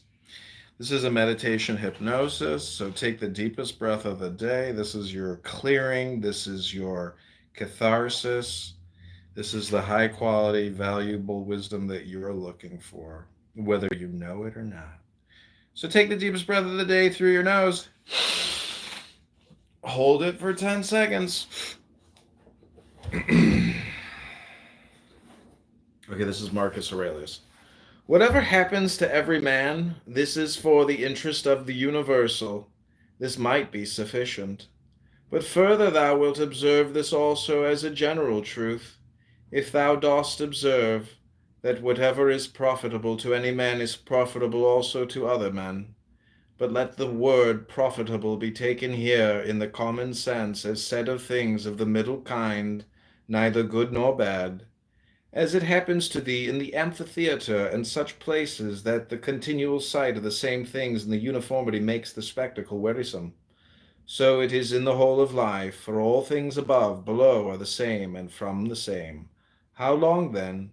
Think continually that all kinds of men and of all kinds of pursuits and of all nations are dead. so that thy thoughts come down even to Philistion and Phoebus and Oreganion. Now turn thy thoughts to the other kinds of men. To that place then we must remove, where there are so many great orators and so many noble philosophers, Heraclitus, Pythagoras, Socrates, so many heroes of former days, and so many generals after them, and tyrants. Besides these, Eudoxus, Hipparchus, Archimedes, and other men of acute natural talents, great minds, lovers of labor, versatile, confident, markers even of the perishable and ephemeral life of man, as Menipus, and such as are like him. As to all these, consider that they have long been in the dust. What harm then is this to them, and what to those whose names are altogether unknown?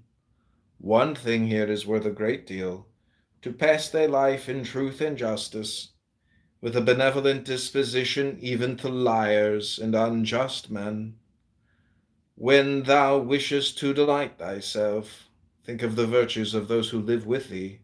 For instance, the activity of one, and the modesty of another, and the liberality of a third, and some other good quality of a fourth. For nothing delights so much as the examples of the virtues, when they are exhibited in the morals of those who live with us and present themselves in abundance, as far as is possible. Wherefore we must keep them before us. Thou art not dissatisfied, I suppose, because thou weighest only so many litre, and not 300. Be not dissatisfied, then, that thou must live only so many years and not more. For as thou art satisfied with the amount of substance which has been assigned to thee, so be content with the time. Let us try to persuade them.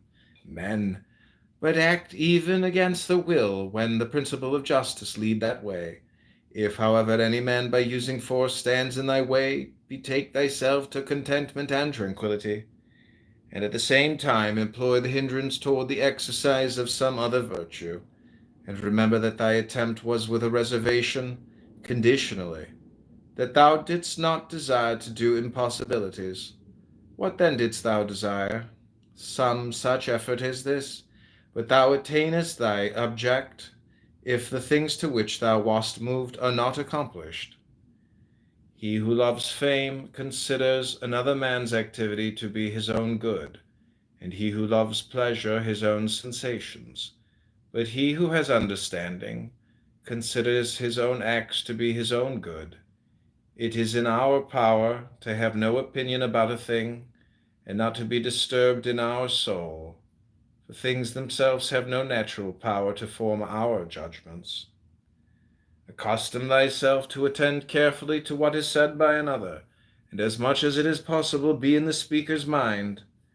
That which is not good for the swarm, neither is good for the bee. If sailors abused the helmsman, or the sick the doctor, would they listen to anybody else? Or how could the helmsman secure the safety of those in the ship, or the doctor the health of those whom he attends? How many together with whom I came into the world are already gone out of it? To the jaundiced honey tastes bitter, and to those bitten by mad dogs water causes fear, and to little children the ball is a fine thing. Why then am I angry? Dost thou think that a false opinion has less power than the bile in the jaundiced, or the poison in him who is bitten by a mad dog? No man will hinder thee from living according to the reason of thy own nature. Nothing will happen to thee contrary to the reason of the universal nature. What kind of people are those whom men wish to please, and for what objects, and by what kind of acts? How soon will time cover all things, and how many it has covered already?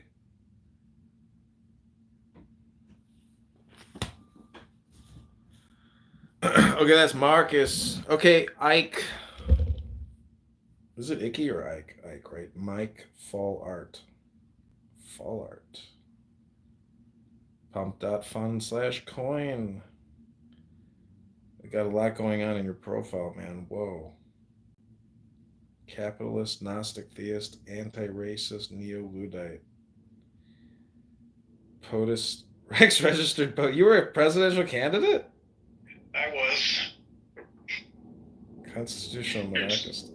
There's only about 1,700 to 2,000 per cycle that are legal POTUS candidates, of which you might hear of 16. Yeah.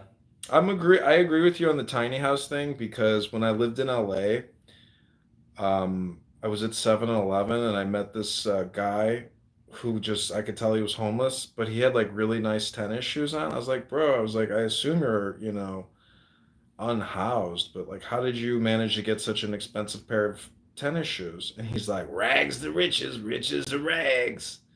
So I was like, well, you want to, wash my dog? You want to clean my house? I was like, you need some money? He's like, yeah. So him and I became good friends. And he was a Marine Corps veteran from Vietnam. And he was living with his friend in the Hollywood Hills who passed on. And he got forced out of the house by the estate. He was living in the guest house. And so I bought him an RV for $1,600. And I just know how a tiny house, can make life bearable, because, if you have a permanent structure, life all of a sudden becomes manageable. And so I bought him this $1,600 RV. He lived in it for, I don't know, 2, 3 years. And social workers would come knock on his door. We want to get you into permanent housing. It was like it changed his entire life. And then he sold it, and kept the cash and never gave me my money for the RV. But I didn't care, because to me that was like my charity. And but the point is, tiny housing is an absolute necessity, and it's just so common sense and pragmatic. We have so much land, and you could literally house the homeless in this country in tiny housing within 12 months, and it would cost like one millionth of what they're spending. And so we are just so fucked up in this country with all of our priorities and the mass communication hypnosis, which just ruins our prioritization. I know Trump isn't going to do anything about it. It's almost, that he doesn't have that vision, because he builds skyscrapers. He doesn't build tiny houses. Yeah, I appreciate you even saying that. In LA, I had first gone down and slept in my car when I discovered LA in the late 90s. And I say discovered as I was kind of casting my life through Las Vegas, and I had picked up a hitchhiker. And I mean, I had seen Baywatch, and I knew that there was a place called Venice Beach. But I asked this hitchhiker where he was going, and he said he's going to Santa Monica. Where are you going? And I said, I'm going to Santa Monica, right? Meaning I'll just take you to where you're going directly from Vegas, because I was myself down on my luck, and I thought, I might not live very much longer based on this volatility that I had in my psyche and in my life at that particular time. So I was just kind of throwing caution to the wind, and then upon landing in Santa Monica, and as of just the last 2 days, Palisades and Santa Monica, a lot of that has been burned out. And I was just like, holy shit, I painted off of the Palisades many times while I was down there doing landscape paintings and selling those to different individuals at coffee shops and or little gallery shows and whatnot, or off the beach itself. And then I discovered a guy named Jackson Collins, who's a brother, and he lived inside of someone's garage, right? And I was like, that was the first time I ever met someone that lived inside of a garage. And I thought, well, that was his little tiny home. Anyway, then the multiple other times that I went down, I got an apartment, or a shared room in a place down there with a British guy from Manchester. But then I was zigzagging all over in and out of LA. The next time I went down, I had a van. Then I had another van. These were both beater vans, Ford vans. I don't recommend Ford vans. And then the next time I went down, I had a motorhome and stayed in the motorhome, just parked a few blocks in. And like you said, you could see all different people. And LA is excellent for homeless people. Probably not now, but in general, because it's cheaper and they give out food cards, and the government is in some small degree subsidizing them. But like you said, to develop a political view and generate a focus on helping the homeless instead of, like you said, Trump's vision is upward mobility of businesses and then trying to concretize law. And there's not, who knows what his downward sympathies might be in policy as a response. I believe you're correct though that his focus is not on that.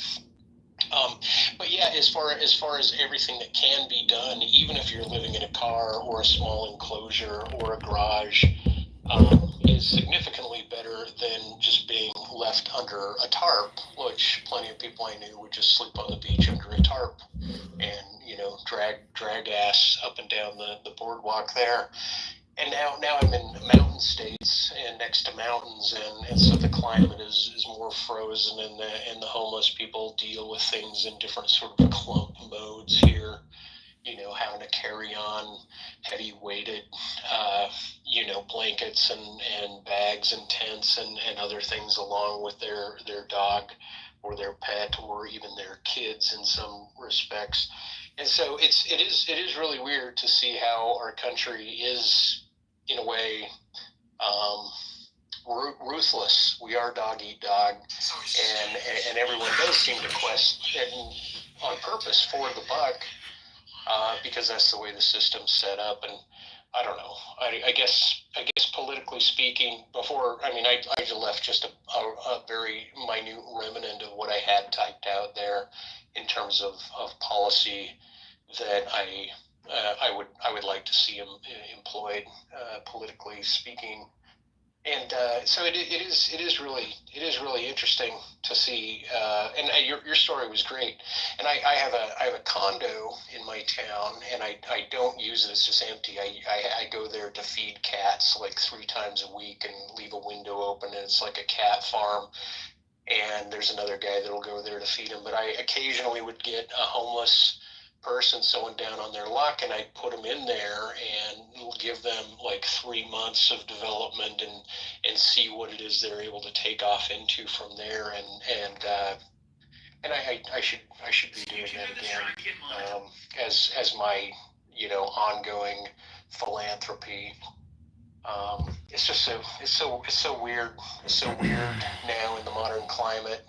Even a few years just after COVID, my patience and my energy and my focuses and my limitations have in some extent inverted, where I've had to pinch my philanthropy away and become a little more selfish and focus more on how it is I'm going to continue to maneuver through life financially. Yeah, you can't. It's too stressful to help other people when you need to help yourself first, and then build yourself a base to where you can risk charitable activities.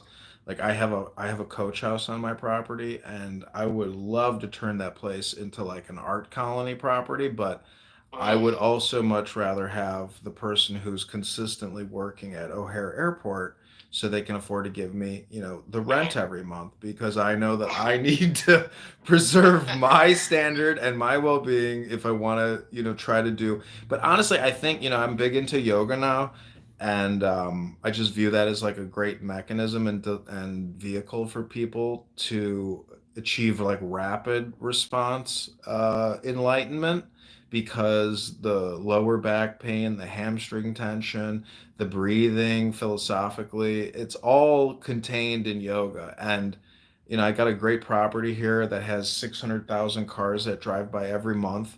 So, and I have enough room to do yoga outside in this large vegetable garden. So, like, that's where I feel like I can have the biggest impact, because when you do charity like that, you're really networking.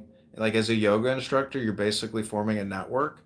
And through those people, you can do even more charitable activities. And some of them have the resources, the time, and the inclination to try to do what you think would be useful for especially people in your area that are facing, homeless and destitution. Yeah. Man, I like even Chillism has a couple people from Chicago, but their takes of the world, like when I was in Chicago, and so now you've been mentioning O'Hare, right? That I was like, oh, okay. The yeah, the attitude of the people in that town is specifically unique, meaning Chicago and Chicagoans have what I think you can kind of like picking someone's zodiac sign. If you get a sense for roughly where a person might be from, I guess you could figure out what's constitutive of their personality, that you could generalize and make a speculative assumption that they're from a particular city. Um, you're kind of an exception, but there's a couple. There's a guy King in the room, and he's from Chicago. But it was just kind of this orientation once again to capitalism, and to making your bag and being no nonsense, cut to the chase, get the shit done attitude, right? And when I was in LA, it was so funny to see people from back east New York come down, and they're like, wow, I just came from the rat race, the ant colony of New York, and here I am, and everybody is chill and cool and relaxed as a motherfucker here in LA. This was way back in the day. I'm not saying things haven't gotten different, but there's definitely a different vibe to each city.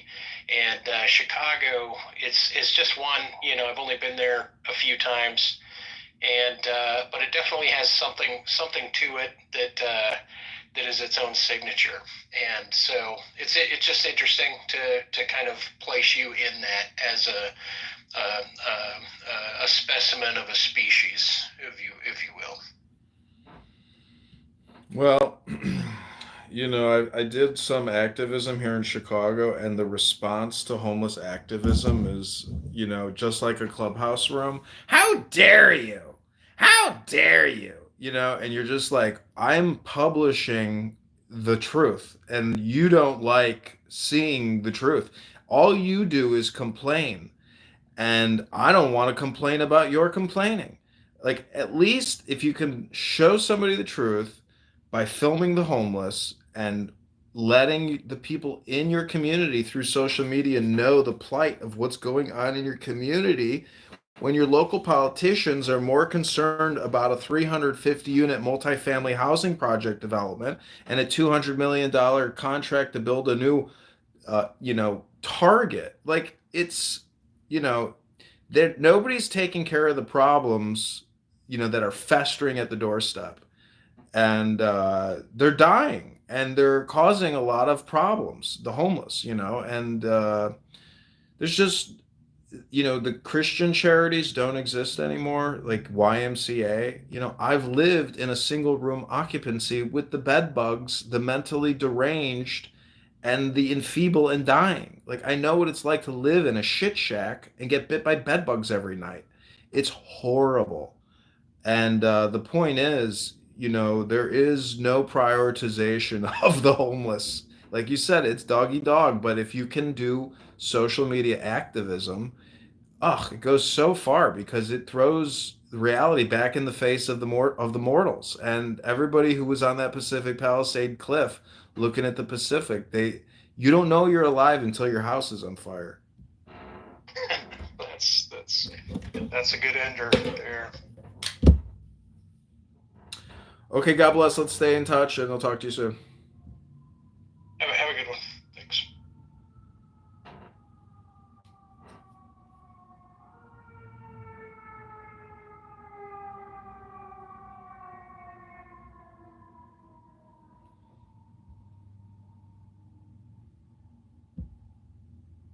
Always to go around about it. I think I believe in stocks, bro. It's an established currency, I think. You can do that, but look about it. It is like a gamble. Let's say the furthest. Let's say I think, smartphone.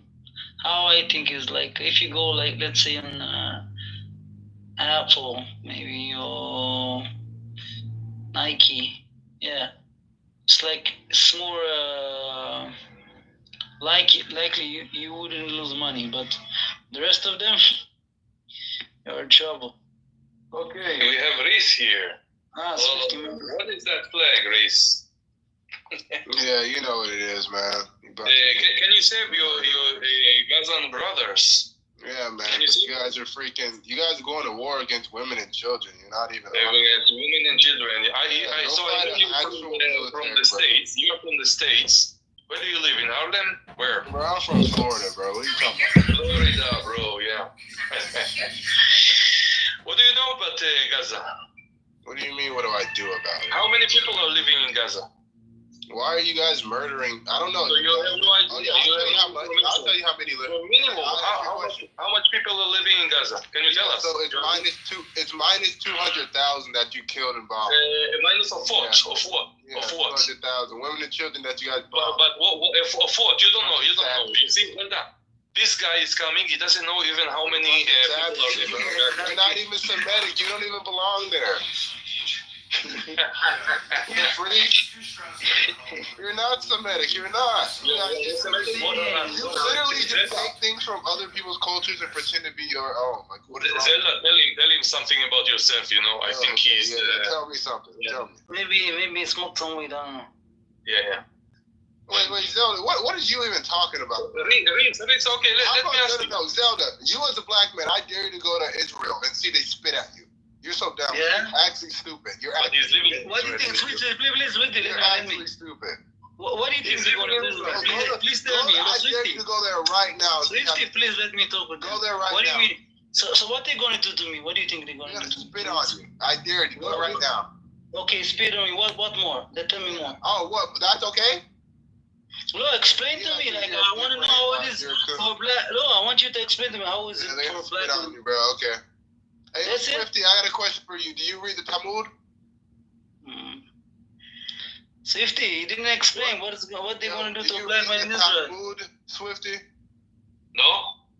I read the Bible. And you know what is written in the Bible? You know what is written in the Bible? Who is coming to kill you? You kill him first. הבא להורגך, השכם להורגו. You know what this mean? You don't know. Go keep that devil language. Because you are ignorant American. You are just ignorant American who live in Florida, and maybe you think you are a Jewish. I am not a dirty Jew. Don't ever call me a Jew. He's not a dirty Jew. He hates the Jewish people. Ladies and gentlemen, we have here racist American who hates the dirty Jews. The word racist has lost all its meaning. Racist. Yeah, you kill kids. It lost its meaning. Yeah, you're so knowledgeable, man. You know what's going on in Israel. You told me that black people here are basically You're gonna get treated back as on it. Hey, you know they have a word for us. They call us goyim. Yeah. yeah. So Go what actually going read your means? book. They call us goyim. Can you explain what it's going mean? Yeah. We've got another word for you. It's called Schwarz. Swifty, can you explain to me what Matisse Pafef is? Oh, Zelda asked you a question. Yeah. When you circumcise the baby and suck its penis. Yeah, why do rabbis do that? He asked you a question. What is going? Yeah.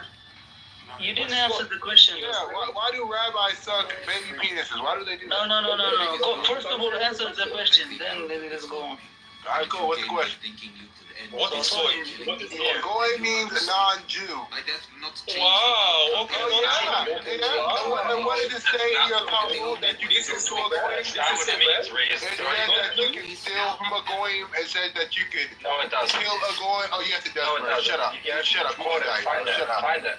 Shut up. If you find it for me, and you want to get Well, if you know so much, yeah. if you know so much, what's Matisse Pafef? That's not a word. But if you know the Matisse Pafef. Okay, yeah. When the rabbi circumcises a young boy no, it's not. and he sucks the penis, you know what I'm talking about? I know what you're trying to say. Yeah. No. Reese, let's You don't understand anything. You're just talking without knowing anything. I'll make you a bet for as much money as you want that it says no other Talmud that you can steal from a goy, or that you can. It never even says the word goy in a Talmud. I'll tell you that.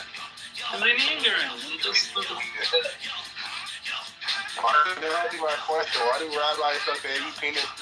Why are you obsessed with baby penises? That's what I want to know. Why are rabbis obsessed with baby penises? That's a better question. Why do they suck on them? They're Oh, they're not? So I'm No, making this up, right? Yeah, I must be making this up. So this isn't true? No, whoever lied to you about the topic. So with Kitover family, I'm gonna drop you the link. I'm gonna drop you the link. Stay here. Don't move. No, I know I'm a teacher, but Also, you know. I know what it is, and I know So what it's happened not to sucking you? a baby penis. So And I happened. know it's not sucking a baby penis. Oh, it is. But you can, but It you is can't though. think They it's that. literally It's just that. circumcise a child in the synagogue and suck on his penis. Why are you denying that? Why are we lying here? Why are we lying? Is this what happened to you? You know that, right? Is this what happened to you, Reese? What happened to you? Do you have? No, I'm not Jewish. I don't suck baby penis. Then why do you always bring it up? You have an Because Jews do that.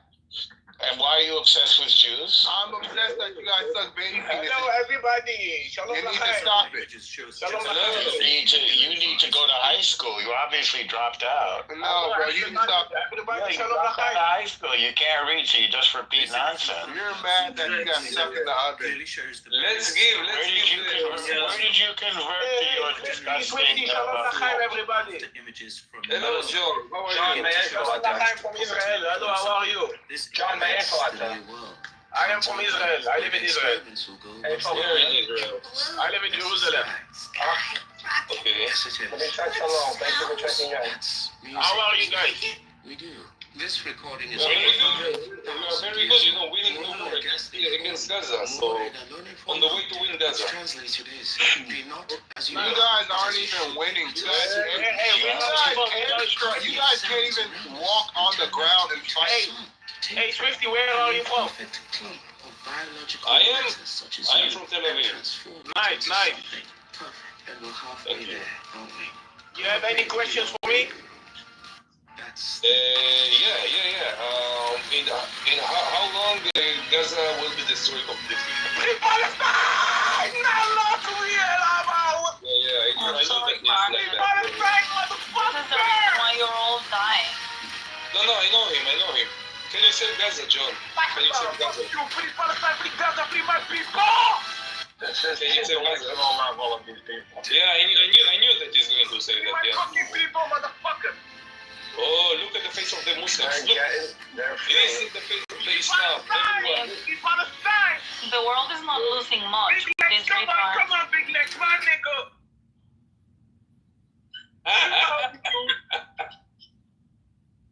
Can anyone guess? He's American, I assume. Free Palestine, man! He's an idiot, not American. He's an idiot. Free Palestine, motherfuckers! What else? Listen, hey, No, I live in Amsterdam, and you know what we did with the Zionistic thing? Oh, We you're going beat to them get up. your ass deported. Amsterdam. Muslim from Amsterdam. Okay. That's why we have an ocean protecting us. Yeah, well, that's why I don't like the Muslims, because they're all here in Europe. Should support their asses. So you heard Trump's press conference? We have an ocean protecting us from the Yeah, I know. of Europe. Trump has been very based lately. He's been steering the shit a lot. I love it. Are you against or pro renaming the Gulf of America? I am pro-trolling everyone, thinking that he will rename it. I don't care what name it has. But I love looking everybody just being, I don't know, melting down, you know. Let's be honest. When Trump says he's going to rename the Gulf of Mexico to the Gulf of America, that's a perfect example of all communication being hypnosis. That's right. The same thing with the Panama Canal and Greenland. Well, Greenland we should buy. Yeah, and it all started with a troll, remember? Well, Greenland had been floated to become an American province for over 100 years, so it's not new. Why would we need to buy it? That's like saying, invest all of your savings, which we don't have, and we're already broke, into purchasing a home that we can't afford. If we want something, we just take it. That's as American as it gets. We're going to buy something we can't afford. Or you just lease it. I mean, what do we really think is militarily strategic in having a position there or developing energy resources there? Well, you could just lease all that stuff.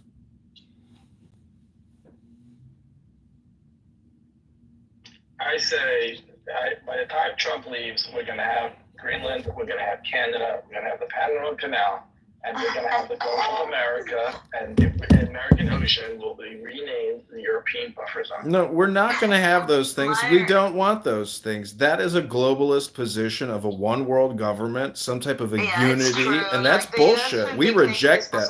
Why do you think we went to war?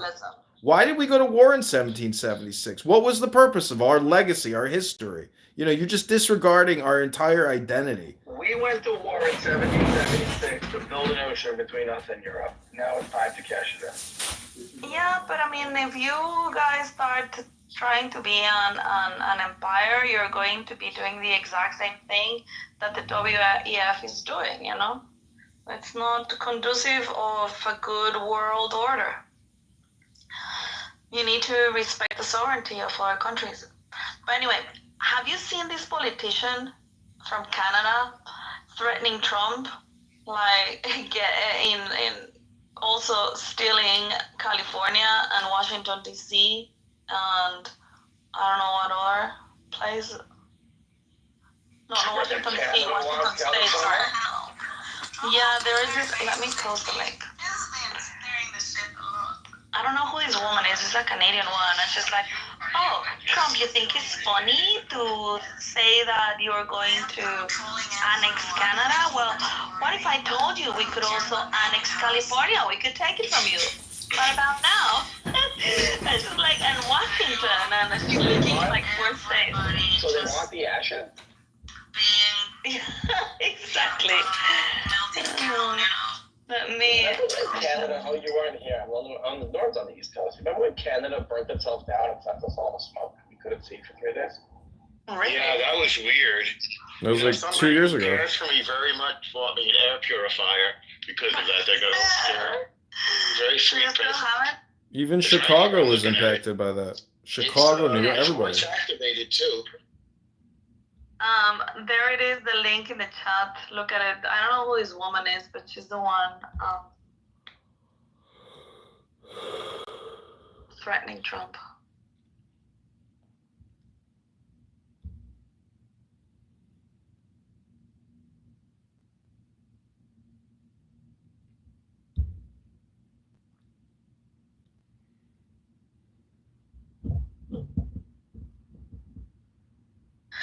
Who are these people that you surround with, Swifty? What do you mean? These are crazies. The guy that was on stage just a moment ago, and look at the chat. It's yin and yang. I mean, without Jews, it's not news. They're attracted to the light, to the candle. They're just moths flying into the light. So, Isa, when Europe will wake up? I mean, when do I wake up? What do you... because they're not awake. They're sleeping. I think the whole thing is of economic reasons. Nah. I'll sell much from you. Oh, yeah, you do. Something amazing, Isa. It's not about the money, though, because I know the Europeans don't make enough babies and they need like a workforce, so they let the immigrants get in. Yeah, but it's irrelevant anymore, you know. What? They should wake up. They're awake. Let's say they do what they need to do for now. This is not what they should do. Look, they are lost if they continue like that. Don't worry, they have armies, they got police, they got everything over there. Police? Yeah, like I'm saying, they got... Huh? The Muslims are entering inside the police.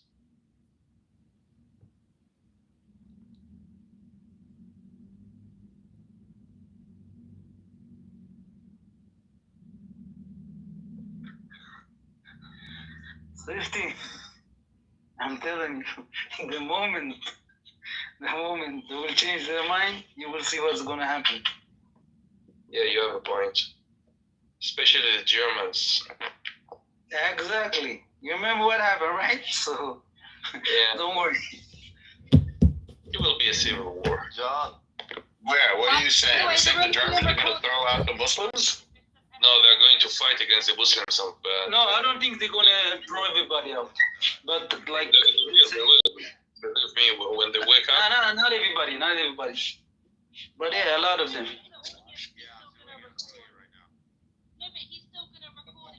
Who is Ashan? Come to speak, Ashan. Hassan. I don't think he can come up on stage because he seems to be gay. Oh yeah, we have the gay blocker on. They can't come up. Just like his prophet. It's a new feature on Clubhouse. What, Muslims being gay? Yes. Do you think we should rename Gaza, by the way? Trump is renaming all this stuff. What should we What call are you going to name it? It's yin and yang. Without Jews, it's not like we did after Bibi Netanyahu in honor of his victory. Yeah, what you do? Yeah. Bibi sign. Jeez, bro. I'll slap you in the face when I see you, fam. Oh, do you like what's BB something sign? gay that it's gonna get deported soon? What? Fucking muppet. Little mug. Yeah, all these rapists. Huh? Where are they going to deport? I know, Somalia. Listen, I'm not rapist. I'm violent. That's it. I'm not rapist. I'm violent. That's it. That's why they incarcerated you. That's why you're in prison, we know. I'm not in prison, you fucking muppet. No, I think you are, actually. Isn't that where you met your boyfriend in prison? What's his name? What's his prison name? Sugar Bush? Fucking pussy boy. Is that what they call you, Sugar Bush in prison? What's your prison name? Your boy. Listen. Shimbati boy. See when I see you, I'm gonna fucking shank you in the neck. Who is this guy? I don't know, he's Jamaican. He's clearly a college student studying philosophy, politics, can economics. I activate the audience in the room? Do you mind? What? Can I activate the audience in the room? Yes. What do you mean activate? There you go. Now you can throw people to the audience. How did you do that? But how do I do it? Oh, secret. No, you go to the three dots, and then in hand raising, when you put everyone can, that has an audience. If you put not needed, then people just come up when they want. Hi, excuse me. Mill, could you please put your opinion? Oh, did Mill leave? Oh, shucks. I made everyone. Can you do it? Can you do it? I mean, I did it. It's already done. Okay, good. Yeah. Now you can move people to the audience. Yeah, very perfect. Sorry, Asan is trying to trigger me from the chat. Does he realize that I am a woman that has power over his ass? Even if he doesn't like it? You get to stay in this room because a woman is allowing you, Asan. How does that feel? He's even less than a woman. Yeah. A woman can kick his ass out of this room any second. So I'm just wondering, do any of the pro-Palestinians in the room or in any of the other terrorist rooms out there on this app right now, what do they attribute Israel's great military success to? Is it either intelligence, military technological equipment capabilities? Is it strategy and tactics? What is it exactly? All of it. Mohammed is a pedophile. Mohammed is a pedophile. Here we have a Muhammad. Muhammad, hello. The golden Muhammad, invite to speak. Oh my God. It's very simple. The attribute is simply two words. Good versus Good versus evil. That's what it is. Life versus death. These people worship death. Sure. So it's like Star Wars, is what you're saying. That eventually the good will overcome the evil. Yeah, but some people are confused. They think the evil is the good and the good is evil. You know, like some of the Europeans who are confused about the Islam. So it's like people joining the empire thinking they're going to bring order and stability to the universe, but actually they're the terrorists. That's right. Yeah. And this is one of the biggest problem in this world. Do you think you can convince them otherwise?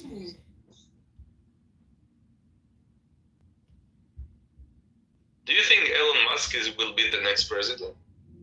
No, based on the buttered steaks he's eating every night, No, he'll he probably cannot. be in a He hospice. needs to be born in the U.S. and he was not born in the U.S. He's South African, and there's only been one president who might not have been born in America. The Muslim Obama? Yeah, might not have been. It hasn't been proven. Norm might disagree, but I don't say he definitely. I said he very likely, in my opinion, is not an American born. So what do you think about Candace Owens saying that all of these world leaders in the West are gay and thus they're co-opted by Mossad, that they're being blackmailed? You know, you have Obama and Bush thick as thieves, and now Trump and Obama are buddy-buddy at the funeral. I don't know what to believe. You motherfuckers! Oh. For Israel! Oh my God, but he looks gay. There is another gay. Why are they using women's faces when they are supposed to be men? She's my friend, motherfucker! I'm not gay, motherfucker! You sound very gay, honey. Fuck for black women! You sound very... Do you see what I do? It's excellent stage management. How does it feel to be cooked by a woman? A Guatemalan on top of it. A Guatemalan woman. You Muslim? Isa, repeat after me. In Arabic, you say bateja. That means watermelon head. Oh, patejas. Pateja. Hello, Imran. Hi guys, how are you? Very good. This is the reason why they're dying. I mean, like, they are just too loud and they don't control their nervous systems. Like, this is the reason why they're all dying. So, Imran, what do you think about the loss of Gaza? Actually, bro, I'm not interested in politics, bro. So, what be honest. the rumor about? Look at the... Yes, actually, I am here maybe just to listen to your opinion and point of view. Maybe sometimes we have a different point of view. What is your point of view about Gaza? Imran, we've already established, first off, that Israel won the war because good conquers evil. Do you believe that the events of October 7th were an evil, dastardly terrorist attack? Yeah, actually, Hamas did something so horrible. So, what's bad, that's the people are like, I don't know how to say that. So, there's a lot of victims, and that's so bad. What? People who support Hamas. No, I mean there is victims from Israel and from Palestine, and that's what's bad. Yeah, a lot of people died. Israel people and from Palestine, so that's so bad. Actually, I am against Hamas, and also I don't agree with the Israel military. Maybe they did some stuff, but I don't know. So I don't know. I don't know what to say.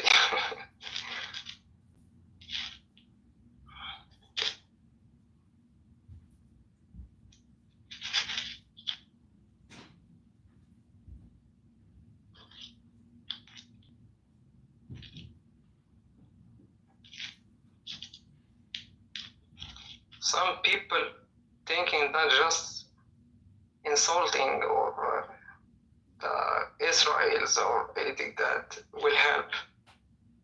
That doesn't help at all, guys.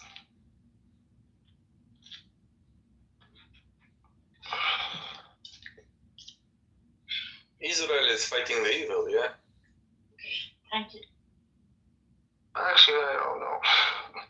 Because I live far away from Israel, and maybe in my country I have a lot of problems. So I hope the war and this stop very soon. Actually, like that. Where are you from?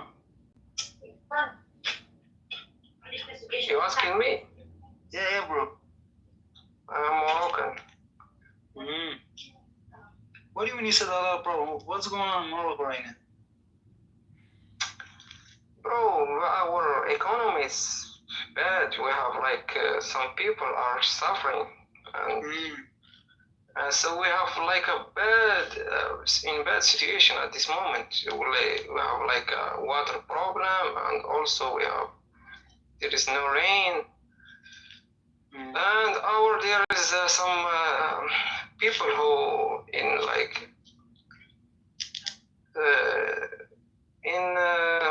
the mountains here, from the earthquake that hit Morocco the last year, so it's still suffering. So we need to solve that first for me. I am really sorry. Sometimes some victims in Middle East and in Sudan, a lot of people suffering really. But I think right now we have, as a Moroccan, we have to first to focus on our problem. Mm-hmm. That I think it's make sense. This is my opinion. Right. First you need to heal. Exactly.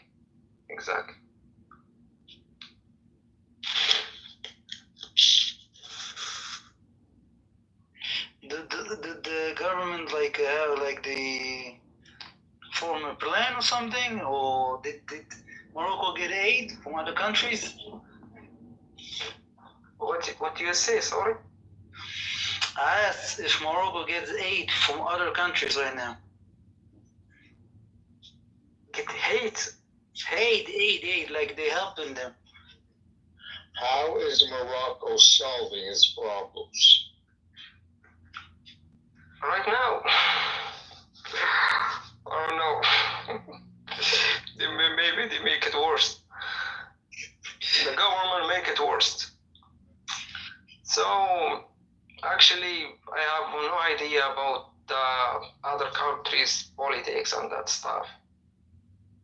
So, right now, we're focusing on our problems. I joined this room just to train my ears on English.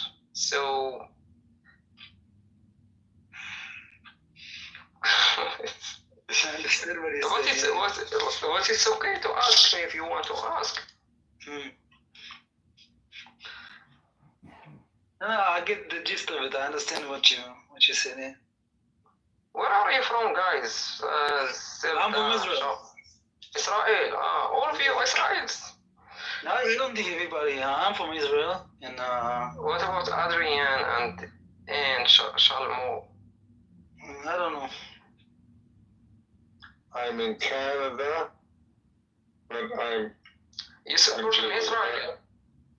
I'm Israeli.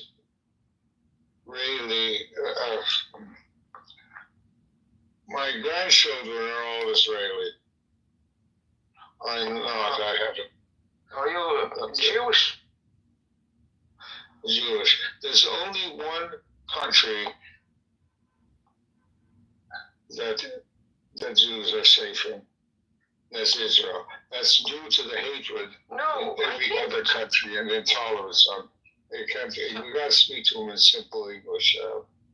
Shalom, maybe I disagree with you on this point. I think Jewish at this moment, in this moment or this time, are safe in all the countries countries like in Europe, in United States, maybe even in like Morocco, and also maybe in in Israel. I think it's so safe. Maybe some people hate Jewish, I don't know why, but they are so safe.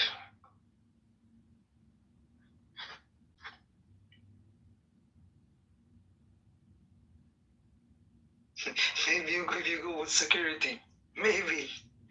No.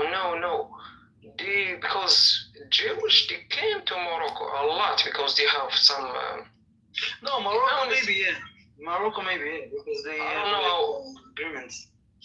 I don't know about the other countries, but when the Jewish came to Morocco, no one treated them bad.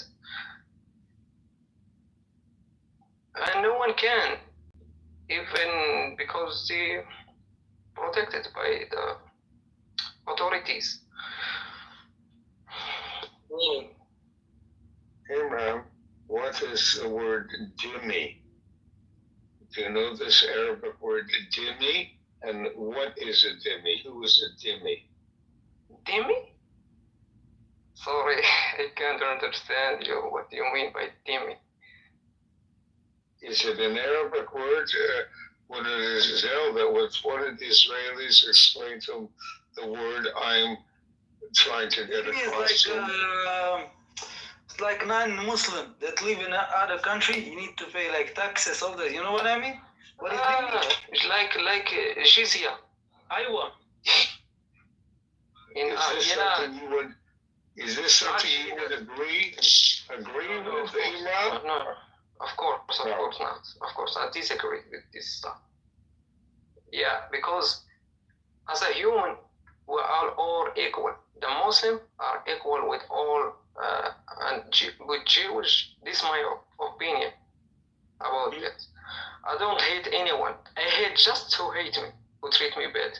Because you guys, you know, even if I disagree with you, guys, because you supporting Israel, and that you're right. But also, I respect your just the way how you're talking with me.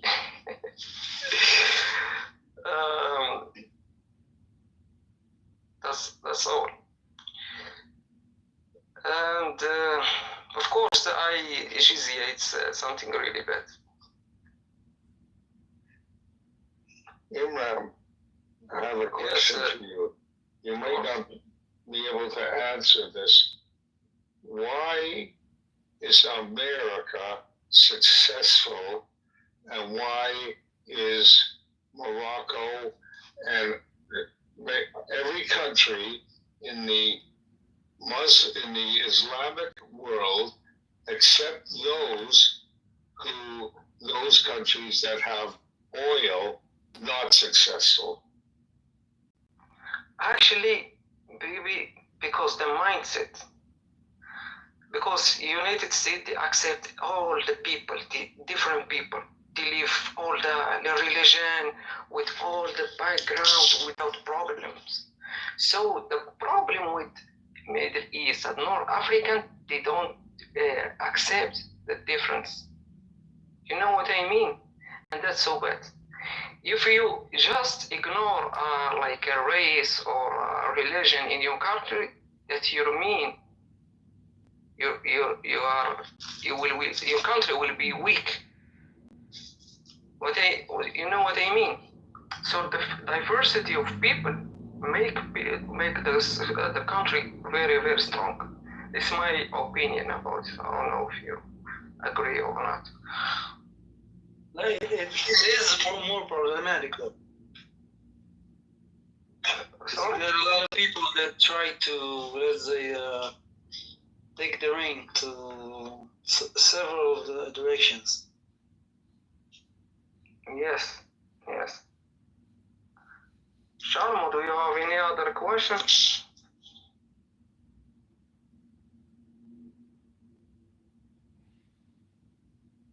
Personal questions. You know, we live in Israel, right?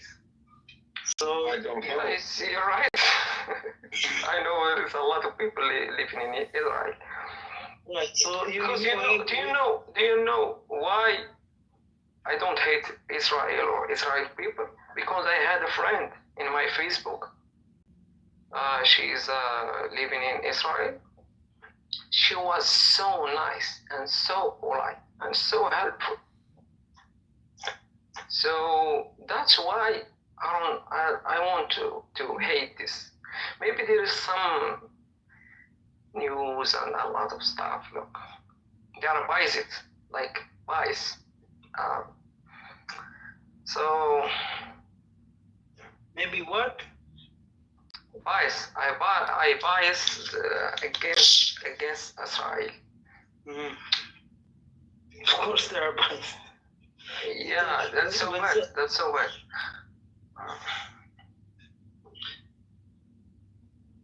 When something happens in another side, like let's say someone gets hurt or die in Gaza or place like this, they immediately tell the story. And something happened here, they don't say anything. Like a few days ago, we had like suicide bombers here. He basically unfortunately.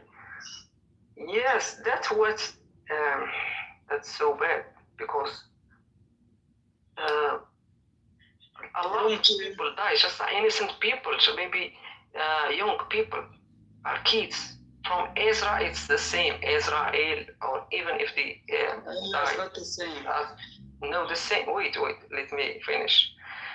If someone innocent, doesn't matter if someone from Israel or from Palestine or isn't innocent.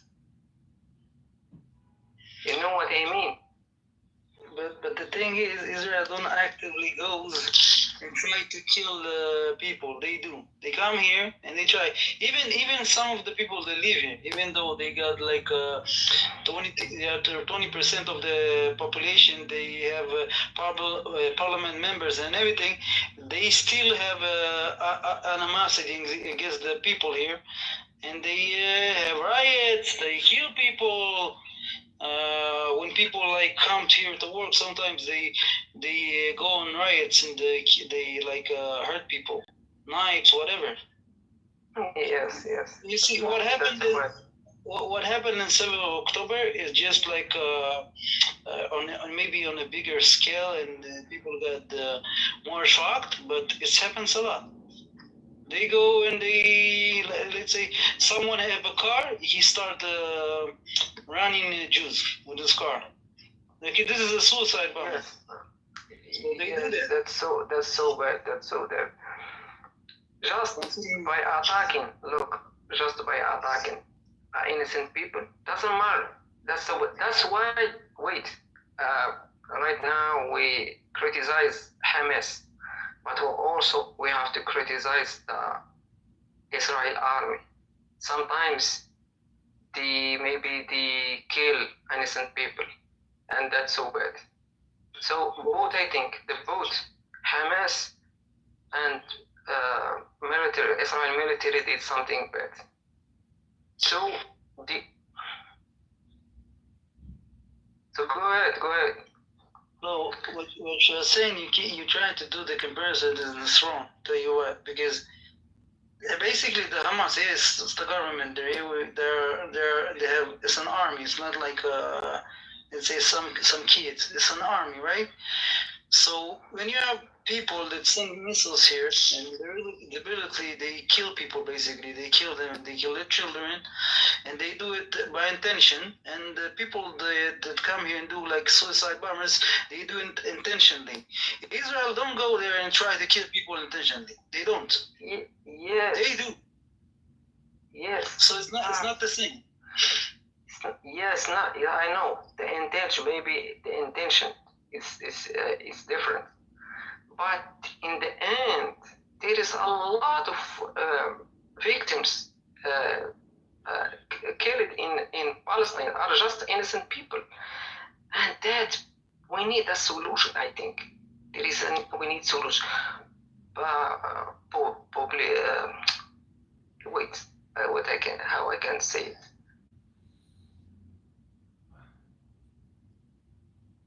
I don't know. I forget the words. But we need a solution. We can't live. A Palestinian can live like that, always in the war, or Israel always in the war, or any country. That's so bad. You have to guys, Israelis and Palestinians, sit on the table and discuss about your future. If you maybe there is like what Palestine wants. You know what, and what Israel wants. Israel already did it like maybe 3 times. Gave him did like an agreement and gave him some land, but they don't care. What they want? They want Israel. They want all Israel. They don't want a part of it. They don't want. It's a holy war for them, basically. They want the whole thing. That's so bad. And that's what I'm saying. You know what's Gush Katif? Do you know what is Gush Katif? Do you know? I don't know. So it's a part of land that Israel gave them for, like they did an agreement, and Israel gave them this area. Gush Katif is called. But also Israel takes some area from Palestinians. I'm telling you, the area that the place that I'm talking about, it's a huge place. You can look it up. Okay, they gave them this. What's his name? What's his name again? Gush Katif. Gush Katif. Yes. Gush Katif. Okay, I will search for it. So after they gave him this land, I'm telling you, it was a beautiful place, huh? And it's on the ocean or like on the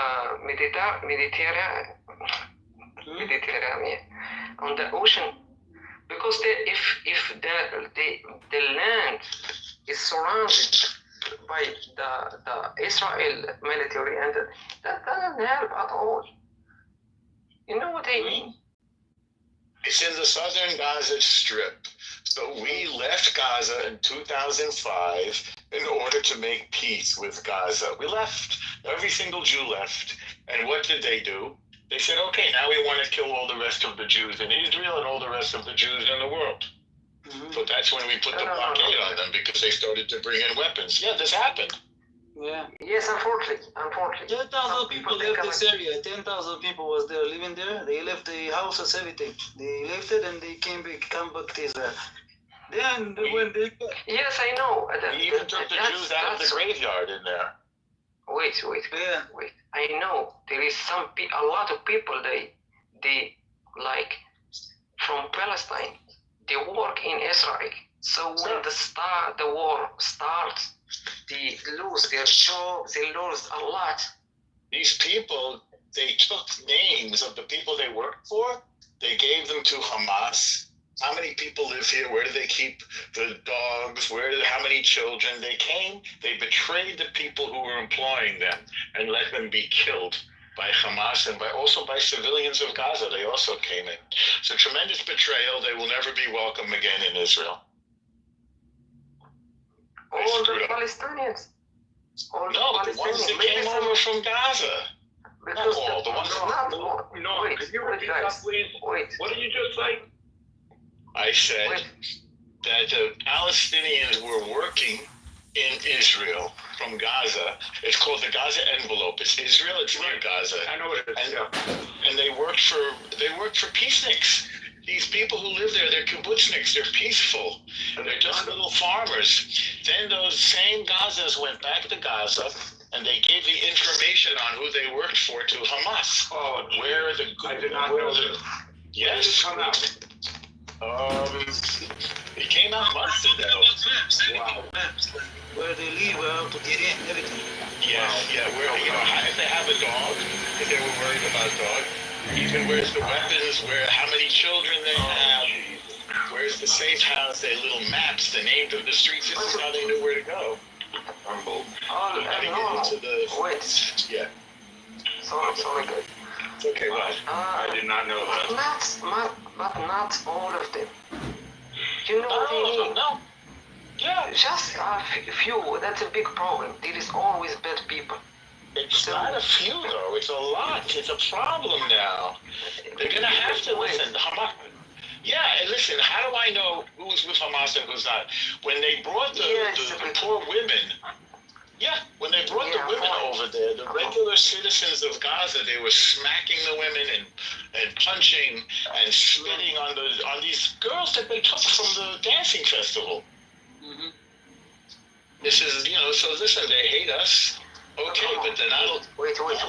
There is a guy said all people in Gaza are terrorists. No. It's not all. It's not all. No. How do we know who's who? But a huge percentage are participating in that. Wait, guys, we can't put all people just in one place and treat them in the same way. That's not fair at all. You know what my problem is? That always there is innocent people they kill, and that's really no. If you heard about the innocent people, why would you do this? Wait, Harry, tell all of them are terrorists. No, bro. You are the same. You're thinking at the same way. They're all terrorists, you idiot. They're all terrorists. What are you talking about? You think that the hostages are staying in Hamas's house? Do you think that they're staying Harry, you're stupid. No. No, Harry, they're keeping the hostages in their house. They're all fucking terrorists. What are you talking about? All right, let's go one at a time. All right, you go first, Imran, and then you quiet, and then Harry speaks. Okay? Wait. Guys, I speak respectfully. So Harry, you have to respect me. Okay, just say what you have to say. What do you have to say? No, he's insulting me right now. I have to insult him. Don't insult anybody. Are you finished already? Wait. He insulted me. You heard that, guys. Do you have a vagina or do you have a dick and balls? Stop. I can't insult anyone, motherfucker. You know I am scared. Oh, there you go. So one at a time, and I'm not interested in all the drama. This is not a bunch of little schoolgirls. Imran, if you finish, Harry, you go. He thinks that they're all innocent there. It's insane that he thinks that they're all innocent. He thinks some are innocent. Some. No one's innocent there. Okay? No one's innocent there. They all voted for Hamas to come into power. No one's innocent there. They love Hamas there. They're Hamas sympathizers there. They're all terrorists. If you sympathize with a terrorist organization, you're a terrorist. That's what it comes down to. All right, what do you want to say, Imran? You know, the language of generalism is the language of stupid people. Because when you generalize it... That's a personal attack, Imran. He's saying... No. Wait.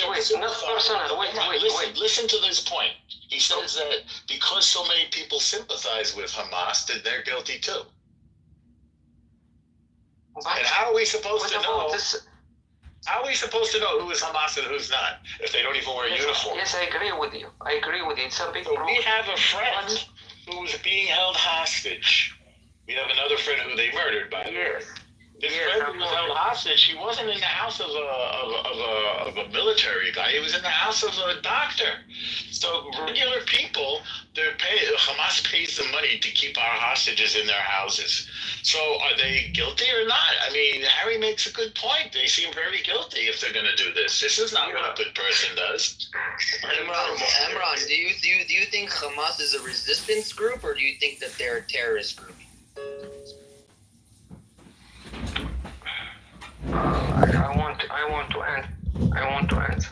Why can't you answer? It's a very simple question. It's very simple. It's like, what's 2 + 2? 4, right? So what is Hamas? Is a terrorist group or resistance group? If I said, bro. If I said Hamas are terrorists, all of them, and I have to say that Israel also terrorists. And that's so bad. That's why Why do you have to also say that Israel are terrorists? That doesn't make any sense. Because they also killed innocent people. Can you prove that? Are they innocent? It's not about intention, but the end. It is about intention, you fucking piece of shit. Listen. Why are you insulting me, motherfucker? Hold on. You think the innocent people died? You know why innocent people might have died? It's because Hamas was shooting rockets from schools. They built a whole fucking base underneath the hospital. underneath in the tunnels. There's videos showing tunnels going into little kids' rooms with Mickey Mouse on the wall. Okay, and then you go into this tunnel and there's rockets, there's AK-47s, there's a whole headquarters down below a little kids' room in a house. Hospitals, schools. They were shooting rockets from school windows, from the windows in the schools and the hospitals. What do you think is gonna happen? Even the education is like that. I saw the books, everything. Like in my own eyes, I saw the books. They teach the kids how to kill, all that. In America, we take our kids to summer camp, right? They go to summer camp because school's out in the summertime, and it's a nice summer camp. You go hiking, you go on the water, go on the lake, everything. In Gaza, the summer camp is teaching kids how to be terrorists. They're teaching them how to shoot guns and teaching them how to kill, teaching them how to stab, teaching them how to fight. This is the normal in Gaza. They're jihadi camps. Jihadi camps.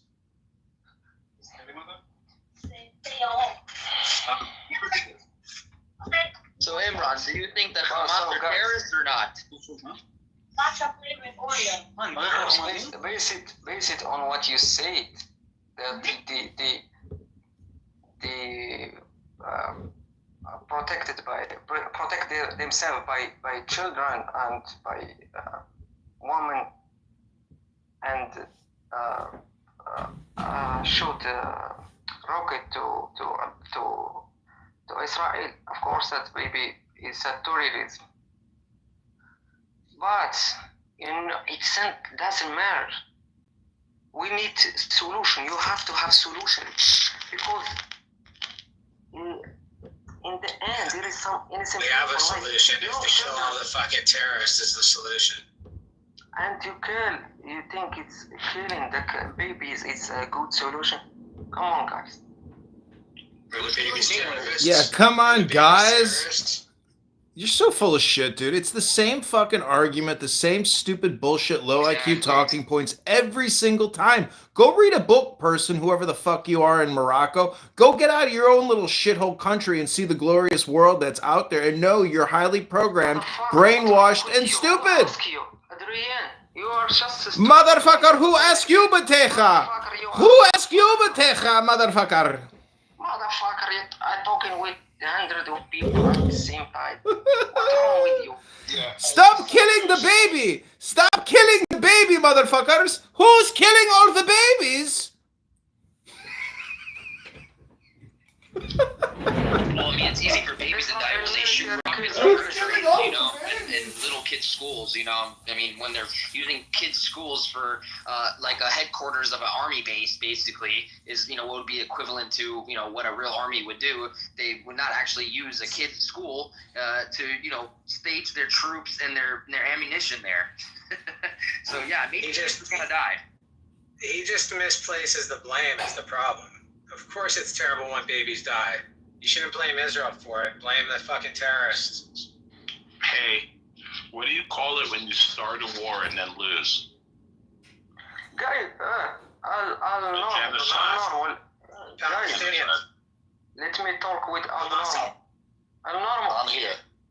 You are with or Zelda? Are you hearing me? Yes. Do you think the solution of two countries is good? I think it's very good. No, it's not realistic. Because they're not trustworthy, unfortunately. They've shown They that they tried want to to do it kill so us. many times in history and it never worked out. Yasser Arafat had the opportunity to take 70-something% of the land and he denied it. He said he didn't want it. It's not about land. It's not about two countries, Amran.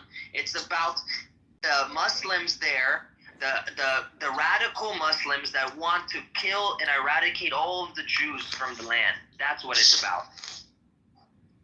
And they never, ever wanted two countries. This is what the PLO is about. And that make it worse. That's mean never will be solution in that. Why don't you're from Morocco, right? Why doesn't Morocco take half of the country, split it in half, and give it to the Palestinians for their own country? Why does it have to be Israel? I don't understand.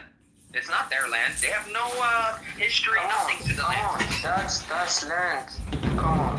What do you mean that's land? You guys have a very big country, Morocco. You have plenty of room. Wait. I don't own Morocco, bro. I don't own Morocco. You can ask the king of Morocco about this. And you can't ask Israel to give land either. Oh, wait. That land, it belongs for Arabs and Jews and Christian and all people. You know what I mean? No, I don't know what you mean. I really don't know what you mean. I mean, what do you do when the Muslims decide they're going to keep on killing people? And you're supposed to just live among them? Or are you supposed to take them out? Seriously. What is the solution? Whether I'm working, if we can postpone till next I don't know, bro. I don't know. Like the Christians live fine with the Jews in Israel. They're perfect. Nothing is happening with yes, the I know. Nothing happens with them. But anybody who comes and kills people, why would we want to do it? Maybe. Harry, I know that in Israel live Muslims, Jewish, Christian, atheists, all the people, and that's so good. But you need solution. I don't want to see innocent babies or women killed in Israel or any country or Palestine. That's really Palestine's not a country, but yeah. Anyways, if you care so much about the babies, then like I said, why don't you bring him over to Morocco? Why isn't the king of Morocco coming out and saying we're gonna take all the Palestinians to come here to Morocco? Bro, if anyone wants to come to Morocco and live in Morocco, welcome.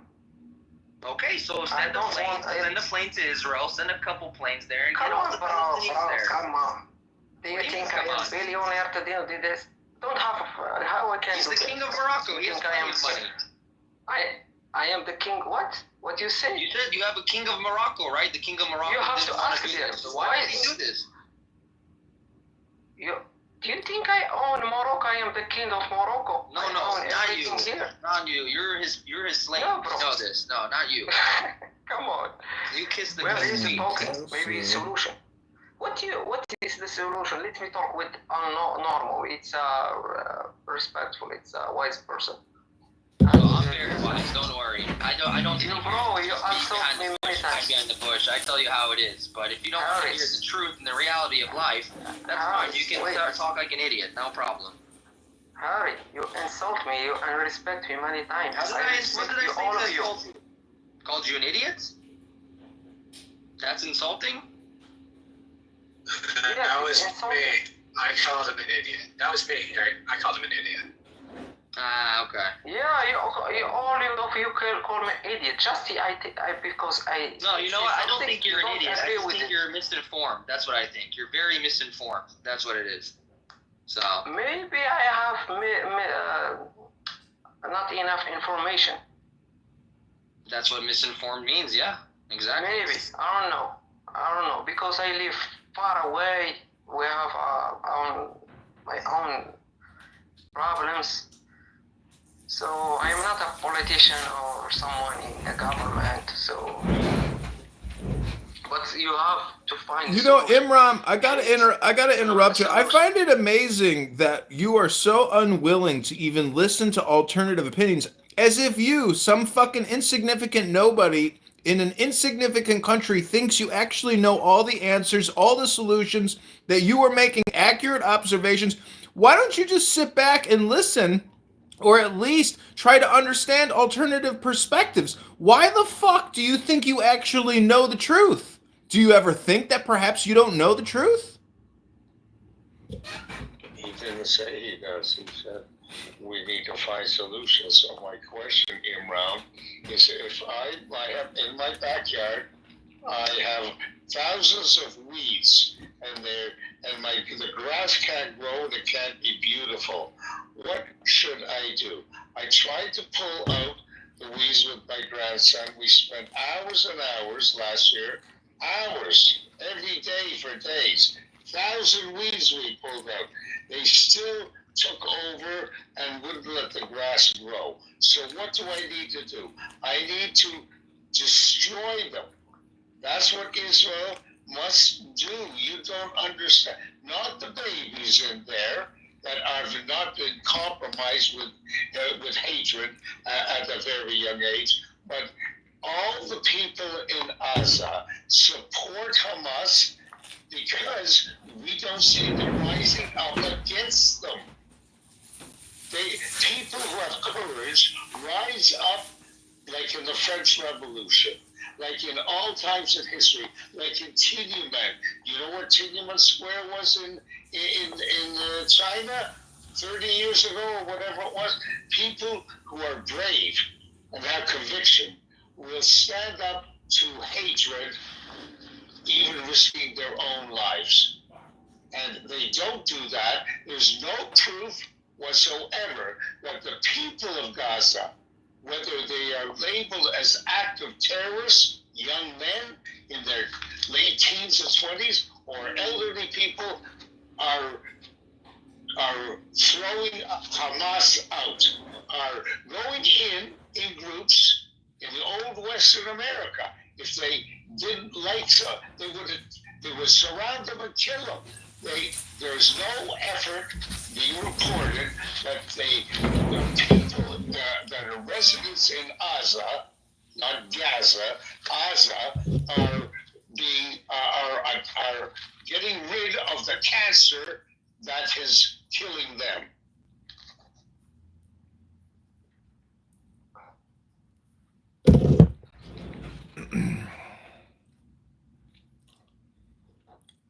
What about the other area? There is Gaza, also there is the other area, I forget the name. Wait.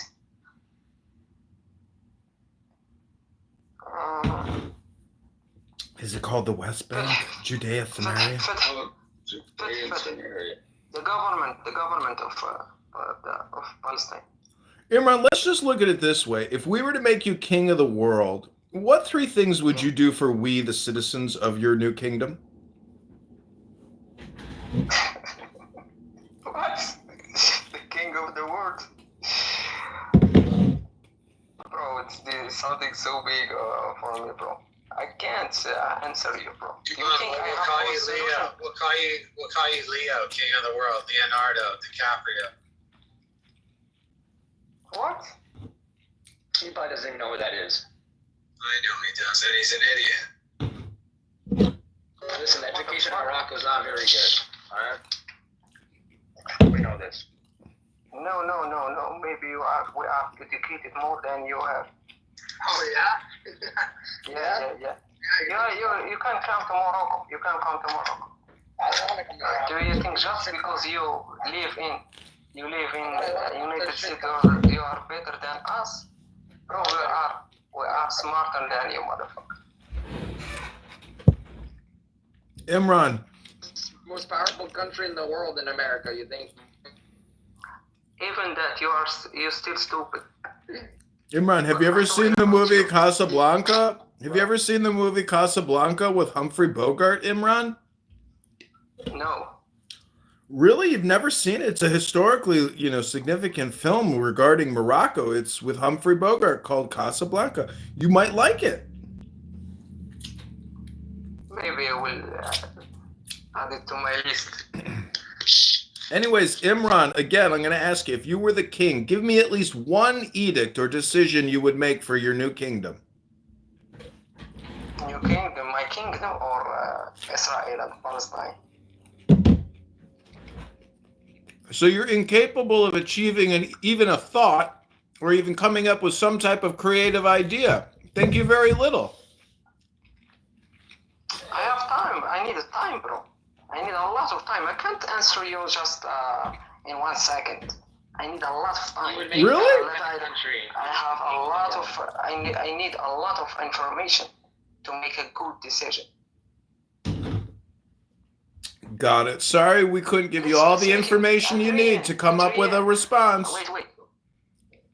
Adrian, let me. You are educated and smart. Give me the solution. without killing innocent people. Yeah, no problem. Go to the gym and shut the fuck up. Motherfucker, you don't know anything. No, I do know. Silence is the secret. It's faster than your bullshit communication. You want solutions? Shut the fuck up. Adrian, what do you think about President Trump's on Truth social media yesterday? He actually picked on Netanyahu and saying that he's a son of the bitch and motherfucker or something with that regards. Why do you think he's going to beef with Netanyahu? I don't know, but you really seem to have something against Bibi Netanyahu, Soren, and I support him 100%. I would go join the army and fight for Bibi Netanyahu to protect the free world any second of the day. Get your little soundbite, publish it on your TikTok, send it to your RIGC handlers, and you know what? The Zionists, the Israelis, the Jews will always win because they are on the side of good, and you terrorists are on the side of evil. Oh my goodness, I think there's a communication barrier. Look, I ask you, what's your assessments on what the President Trump says about Netanyahu on Truth social media? That's all I ask. I know, I heard it, and I told you my response. The Jews, the Israelis, the Zionists will always win because they are on the side of good. You, sir, are on the side of evil. Evil, propaganda, liar, terrorist. Yuriya, what do you think about President Trump's recent post on Truth social media about Netanyahu? What's your take on that? I didn't see it. Okay, it's actually posted yesterday. He actually shared a video of a guy. He picked on Netanyahu. He said he's a warmonger. Because of him, we had to go to the Iraq war. Now he wants to push us to the Irans. I was surprised when I saw that, and that's actually truth. So Trump said that. He actually didn't say himself, but he posted a video that's someone else saying it. So we can technically say. Oh, there you go. Sure, whatever you're claiming, I always believe it to be out of context. Okay, fair enough. Because you have a very difficult time understanding. Fair enough. Since you're the perfect guy, why don't you go and check his Truth social media and see what you think of that? I was surprised, to be honest with you. It's actually posted. Why don't we just see what happens right now? I don't see anything. See what happens on just go down. I mean, Truth social media. Just go down. He actually posted a video of a guy. He picked on Netanyahu. I think out of all the world leaders, that Trump respects Bibi the most. Yeah, I know. But why he picked on Netanyahu? I mean, if you read the book, you just said someone else did it. Yeah, but why does he have to share that on his social media? I mean, come on. Like I said, I don't see anything that shows that at all. So I'm. He does yesterday. Go down. I'm looking at yesterday, 24 hours ago, 22 hours ago. Let me just post it for you now. Let me just post it. Soren, what's your point in exposing this little loophole you found in Donald Trump's Truth social media content? What's your objective in trying to discredit Bibi Netanyahu 24/7 on a social audio chit-chat app for the IRGC? Right. Every time I meet him, he brings up Netanyahu, and Abedba especially. He's not just J-word, Z-word obsessed. He's Bibi obsessed. He's got Bibi derangement syndrome. Yeah, did you... Looking at Donald Trump's real play page, doesn't he probably know which one? Actually, 2 days ago, no, not the tweet, the Truth, exactly 2 days ago. So, wait, hold on. I'm going to post something in the chat. It's called Soren Bibi derangement syndrome. I'm going to send it to my psychologist and see what he says for you, Soren. Yeah, so it's called Soren Bibi derangement syndrome. The acronym is SBDS. I'm going to see what ChatGPT and my psychiatrist says about it. Please hold.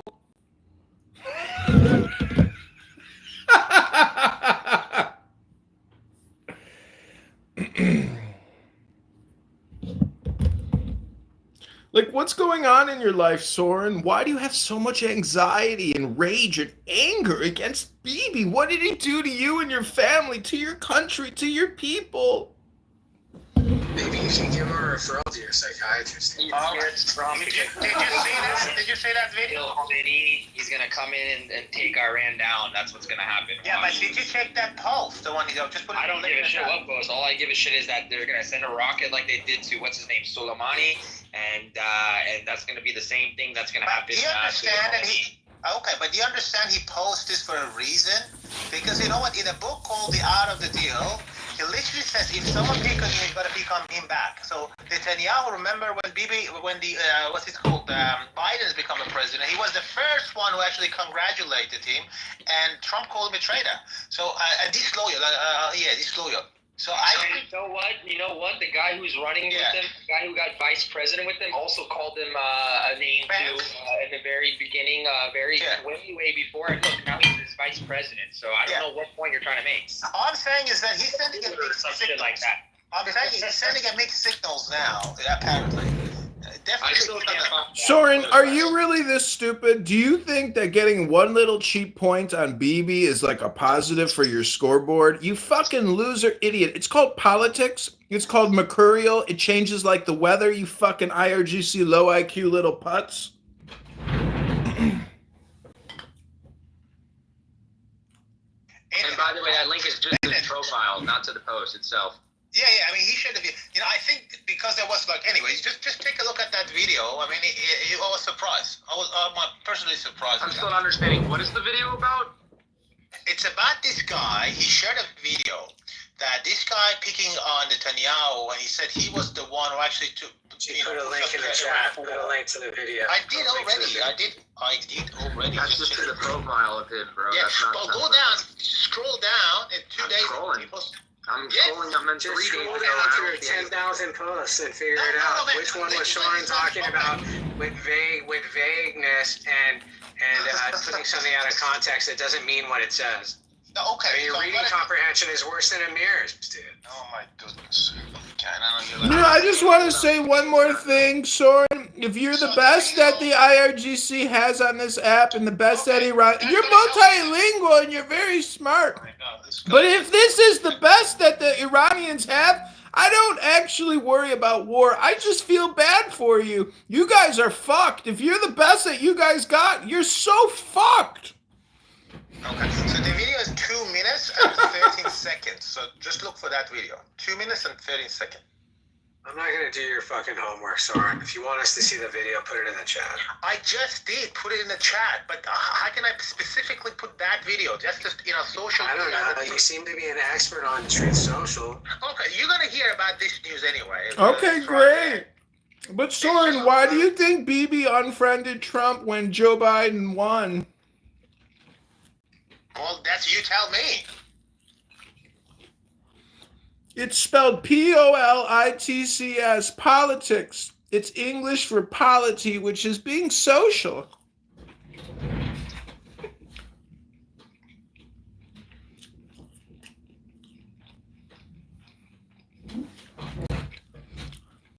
I think because of the Biden, there was some reports that Netanyahu was trying to push the U.S. to Iran's war, and now, obviously, Trump's trying to send a message that he's not after the war. I think that's what it's about.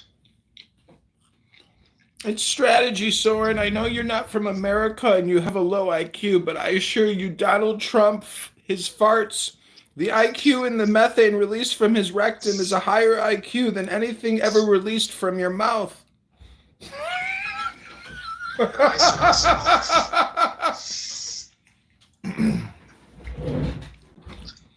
Maybe you should try updating your photo from a stock image to something more authentic. And by the way, Soren, if you go on a dating app and you tell them that you are an information warrior on a social audio chat app called Clown House, it won't get you laid because you're pathetic.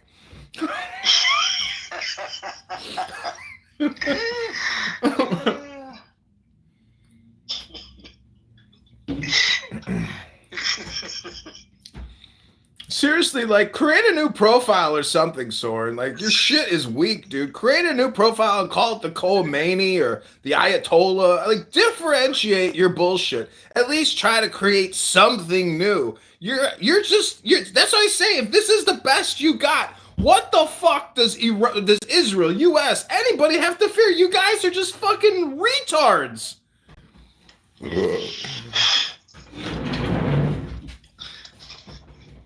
That's why I say a war against Iran probably will be a massacre. And you know it, and I know it. You guys are a bunch of watermelon-eating, feta cheese-eating, walnut-eating motherfuckers who don't want to fight a war. It's losers like you that think you're going to prevent a war, or you're going to expose some type of a scam or a conflict. Listen, Soren, you need to come on here and read Rumi. If I were your strategist and tactician, I would just say come on here and read Rumi. You'll get more people to join your side than spouting news facts about Bibi Netanyahu 24/7.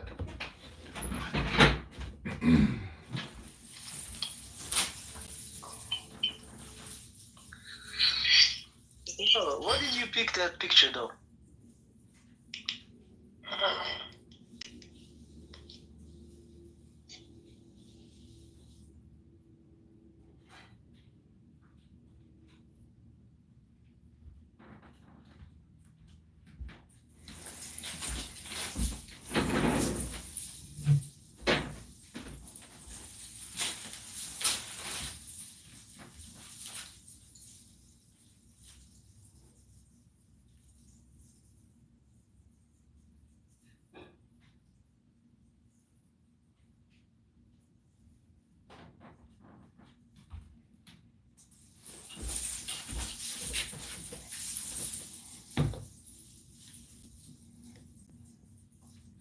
Anyway, sorry to take the gas out of your bag, Soren. Again, if I was your consultant, I would say just come on here, read Rumi, and hypnotize people with philosophy and poetry, because your, news tidbits and anti-BB bits, they're just really falling on flat ears these days. I know there's no back-end analytics to your activities, but let me just say, you're really failing in achieving any actual objectives. So, good luck with what you're doing, but I would encourage you to differentiate and maybe try a new strategy or creative endeavor.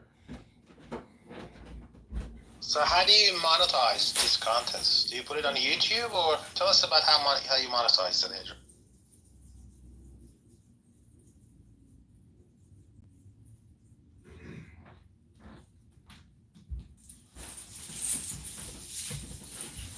What do you mean, how do you monetize? You got to go to Google.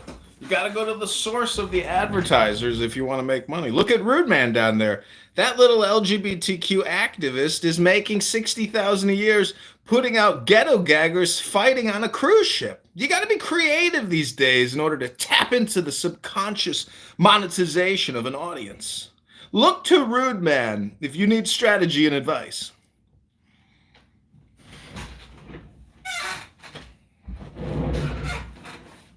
If that's the case, why are you still broke? Why am I broke? I assure you, sir, my standard of living is probably 10 times that of yours. Have you actually flied with first class? When was the last time you flied with first class? I'm flying first class right now up your ass, bitch. Never. First class up your ass, bitch. What the fuck do you do every day? You're no fucking software engineer, lawyer, doctor. You're on here talking about Bibi Netanyahu's ballsack 24/7, bitch. Go fly your first class plane to hell. Do you even know what it feels like to be in first class? Let me guess. You don't. Bitch ass, of course I know what it's like to fly first class. Do you know what it's like to sleep in $100 million mansion every night? Do you know what it's like to have a bank account with unlimited shekels? Do you know what it's like to have power, women, gold, silver, Rolls Royces, Bugattis, Rolexes? Do you know what it's like to live like a king, Soren?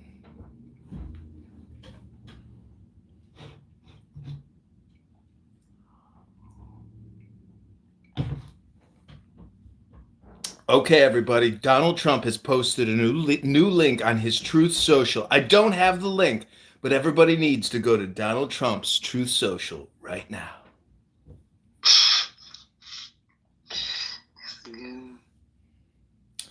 Breaking news, everybody. Bibi Netanyahu has made a victory parade. He's congratulating his forces on decisive patriotic victories against enemy Islamist terrorists bent on destroying the lives of innocent people 24/7. And Soren, the IRGC misinformation agent, is here to tell you all to go to Donald Trump's Truth Social to try to sow discord with Bibi Netanyahu. Soren, your strategy sucks. You suck. Oh, and look who got a mod badge, Soren. Apparently you're an ineffective misinformationist. Are you Donald Trump girlfriend, Adrienne? Why are you sucking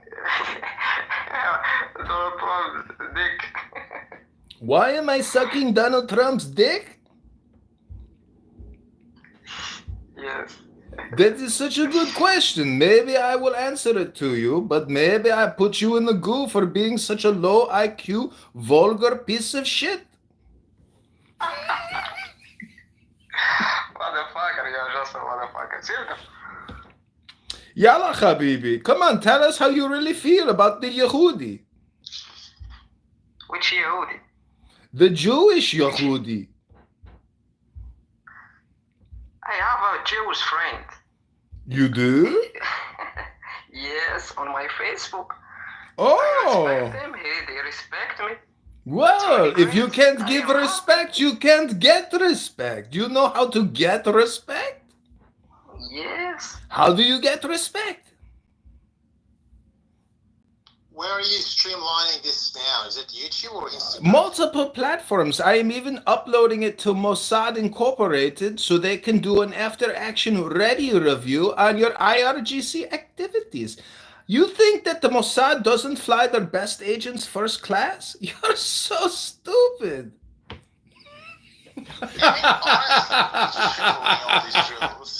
24 hours, 7 days a week. You're a fucking moron, man. I mean, you're a fucking lunatic. Brother, you are projecting. You are doing... I'm just recording you. You do all the work for me. I click button.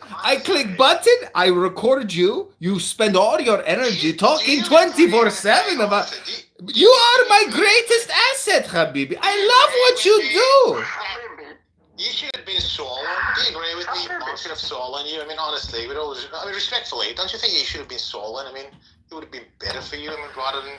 I'm sorry, but I can't even understand if that's English. Something sullen? What the fuck are you even talking about? Purpose of your life.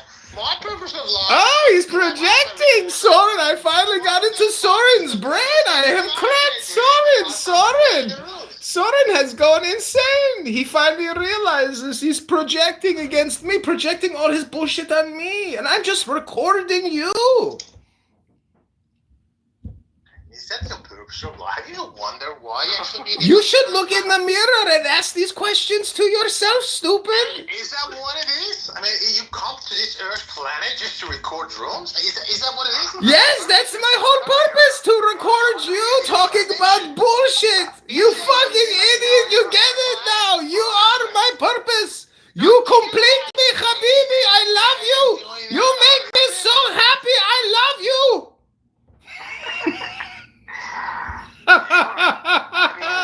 For a boyfriend. Imran, tell me what's going on. Give us the latest dosage of anti-Zionist propaganda. This motherfucker, Adrienne. I don't know what's wrong with you. She's so stupid. I mean, Soren, do you hear yourself? What is your whole purpose? To come on here and just record me talking about Bibi all day? Like, do you listen to do you even have a fucking job, Soren? Seriously. Do you have a fucking life? I mean, do you have a You life? do? You have a life? Impossible. Soren, are you really lying? Hey, against Allah. A life? I don't know. How is this a life? This isn't a business coming on here and doing news clips about BB 24/7. I don't really think you're doing much, making anything out of this monetization. Who's going to watch listen to all this BS of you recording, except you? No one. So what you're saying is if a tree falls in the forest and there's nobody to hear it, it didn't happen? All I'm saying is that you're stupid. That's all I'm saying. Are you projecting your stupidity onto my stupidity?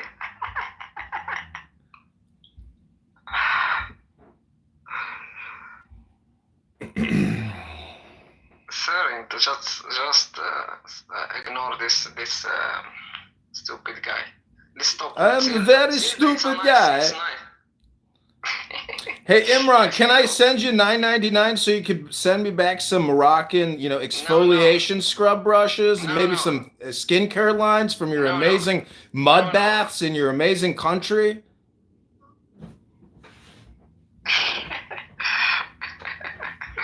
Okay. Are you selling any skincare products yet? Soren, are you selling any skincare products yet? What do you do, Soren? What kind of work do you do for a living, Soren, Mr. First Class? I fly first class. Retired, actually. You know what? You never heard You're retired? Oh, no wonder why you have so much time to come here and bullshit. At a young age. Guess why? Why? Yeah, well, you don't know yet. I know. Go ahead and tell me. Go ahead, Soren. Give us what you got. Tell us something new about yourself. We're all so curious to get to know you. We can't wait to be good friends with you and invite you to our summer soiree. Hello!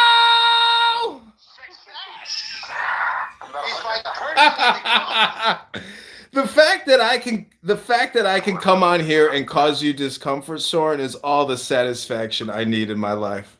I know. Yo, did you guys hear about the sanctions by the U.S. Congress? You guys heard of the news? Oh my God, great news! Yeah, the sanctions. The U.S. Congress is going to put sanctions on the ICC for their arrest warrant for Netanyahu and Oh no! Winning, Soren. Get used to it. 4 years of Trump. It'll turn you into a fine powder. These idiots don't know what I'm talking about. If you go to Donald Trump's social media, Truth Social, click on the Truth Social. Go look for the video where it's a minute and 30 seconds long, and you can tell me what you think about the relationship between Bibi and Trump. Did you hear what I said, Nathan? No, I didn't. Repeat it. Okay, just go to social media, Truth. Donald Trump, 2 days ago, he shared a video of a guy picking on Netanyahu. Sorry, Soren. I don't want to listen to the same shit twice or 3 times or 4 times. You can put it in the chat if you want, Soren. Soren, you gotta fight back. Please fight back. Fight, Soren. Fight. Go get your burner account, Soren. Come in, raise your hand. I'll bring your burner in. And then you can say the same thing again for the 5th time. Soren, this is just a byproduct of our Zionist supremacy. Don't worry, you'll be getting used to it. Yes, Soren, this is actually re-education, so when you're extremely disappointed in the upcoming months, you'll remember this moment to help temper your tantrums, and then you will come to a full psychological revelation that though you fly first class and you're retired and you're here 40 hours a week talking about Bibi, you too can become happy once again. Soren.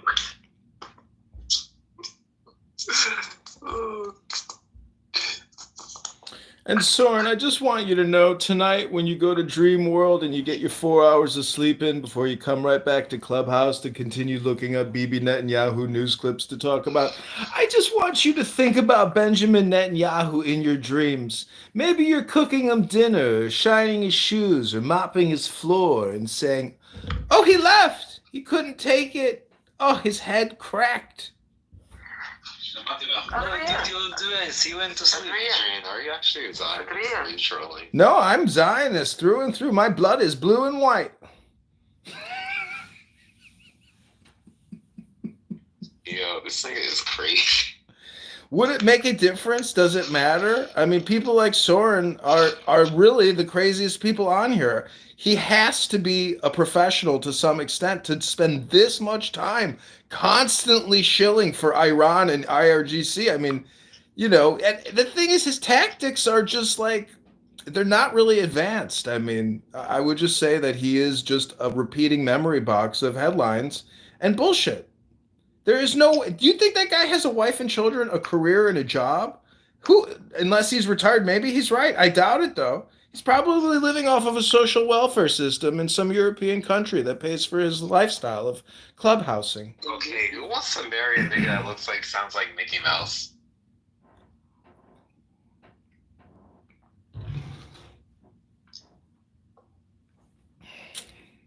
Listen, everybody likes Iran, but people don't like Islamic extremism.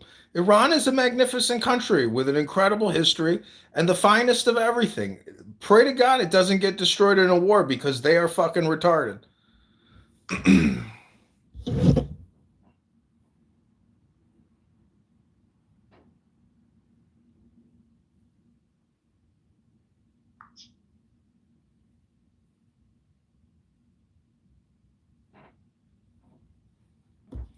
Oh, El Normo, you just missed the roasting of Soren. You would have loved it.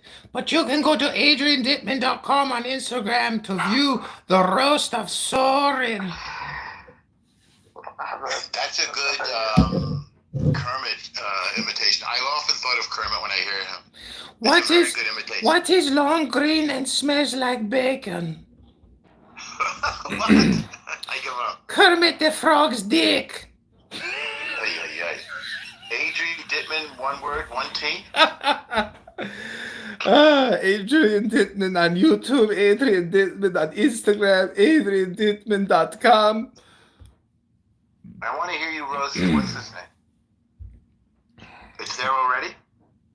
I mean, it was just live right now, but don't worry about it. No, I mean, it's live. You can't watch it until I repost it, but. What did you say to him? Nothing. I was just making fun of him. The fact that he can come on here for 40 hours a week and talk about BB. I mean, what kind of a life is that as a grown man? I mean, yes, I may be projecting, but nonetheless, I don't know. I mean, to me, I understand why it's a lot of fun, but boy, at the end of the day, you don't really gain anything from debating people like him. And what does he really gain from doing what he does? I mean, is it ideological? Is it financial? Is it a combination? I mean, people have theorized that he gets paid for this. I don't really know. It's a fair question. He is posting clips because he came in here specifically asking about what Trump posted on his Truth Social. So clearly he must be posting on Truth Social. I mean, he's recording this and posting it elsewhere. You're not seeing it because if you see it, you're lucky to see it. But he, maybe he is not employed and he's a neurotic like me and he's doing it for, entertainment and individual political purposes. Anyways, it's too much to psychoanalyze a low IQ fucking Iranian dingbat. Dingbat.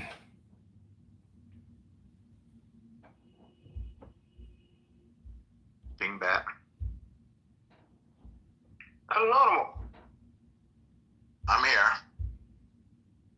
You live in Israel or in United States? United States. Oh, that's great. What about the other guys like Adrian and Harry and? I'm a Chicagoan.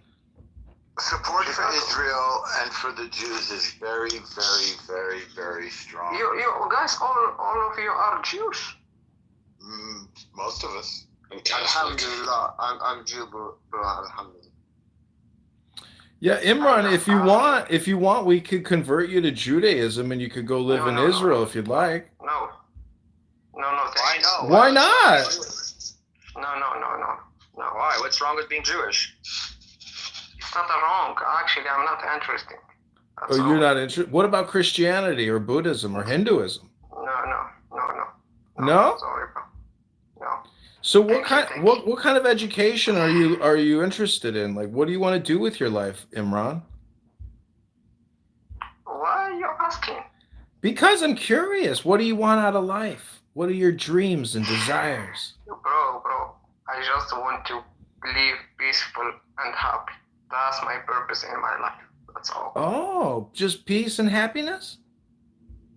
Yes. Is that what the Quran says?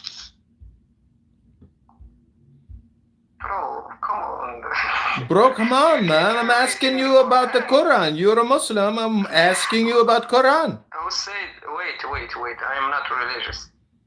I'm not religious person. You are atheist? No. But you're not religious.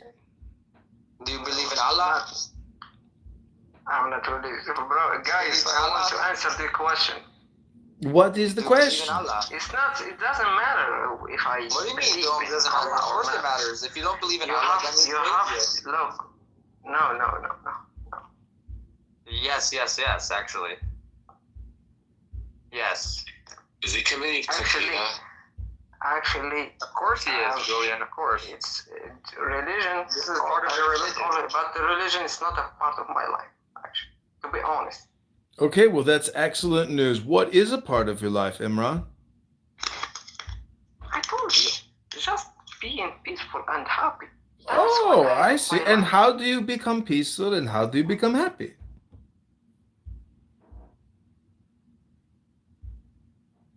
Hello? Is anybody in there? Is anybody in there? Hello? Really make me funny. It's really funny. I don't know. I'm just... Afwan, أنا بعرف شوي عربي. Would you prefer we speak Arabic, حبيبي? Look, Adrian, I live at the same way how you live. Maybe if we live in different countries, we do the same. We work. Really? We work hard with our money. Yes, the same. Afwan. Don't tell me that you are not working. Come on. Habibi, I'm working right now. I'm working you. Yeah, really? Are you recording? Yes, you are part of my podcast. Google is paying me to talk to you right now, Habibi. Really? Yes, I am part of the Green Bucket program with Google Podcast, and this is part of my podcast. And I have already made 1,500 USD just by talking to you and Soren. That's great. Damn, I need to get on that podcast, bro. Shukra. You're on it right now. Sure. And Imran, tell me your website. I will buy $100 worth of skincare products from you. I need the share of the proceeds, man. I will send you on a Mossad Zeli app. I'll send you 1,000 shekels, but it's only usable at Dan Hotel at Tel Aviv. And 1,000 shekels is nothing, bro. I wipe my ass with 1,000 shekels. Complainers get nothing. Oh man. Imran, so why are Moroccans just so stupid? I don't understand. Why is Morocco a stupid country? Bro, we want to be peaceful and happy. That's all. That's all we need to do is be peaceful and happy, bro. Yes. Is it a job? What has Morocco done for the world? What USA doing for the world? You bring in... Did he just ask the question? What does USA do for the world? Wait. Oh my God. Who helped United States, the people who came from India and Asia and all of just... Oh yeah? These How do they help the United States? Invent. Americans don't invent anything, just they are stupid people. But when they come... I'm not generalizing. Wait, did you actually say that? Yeah, he said that. Yes. Americans don't invent. Can I ask you a question? You're from Morocco, right? Yes. You're Muslim, am I correct? No. Don't tell me that I'm Muslim. I don't care about my religion. Okay. It's not nothing about the religion, but why is it that Muslims haven't created anything in 1,000 years? Can I please get an answer on that? It's not my problem. Seriously, come on. In 1,000 years, created nothing. That's pretty bad. It's not my problem. It is your problem because you're Muslim and you can contribute. No, how could you not create anything? Look. How is that even possible? Bro, there is a lot of Muslims are in scientists and a lot of Then how come you only have 2 or 3 Nobel Prize winners? You're 20% of the world's population. You've got 2 or 3 Nobel Prize winners. He probably doesn't even know what a Nobel Prize is. Oh, okay. Yes. Let me see if I can. Oh, you know what a Nobel Prize is? Oh, yes. You're 20% of the world's population. How could you only have 2 or 3 of them? Yeah. I mean, you're the one that brought this topic up. I didn't bring it up. Nobody be here, but you brought it up. So I want to know about these Muslim, incredible inventions in the last 1,000 years. Did you come up with a new kind of falafel? What?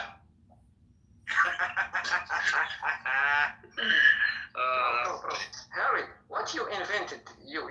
What you invented? Me? I'm not an inventor. I didn't invent anything, but my country invented plenty. You're talking about, look. What have you invented? When you ask it, in 1,000 years. We're talking about the entire culture of yours. Wait. 1,000 years.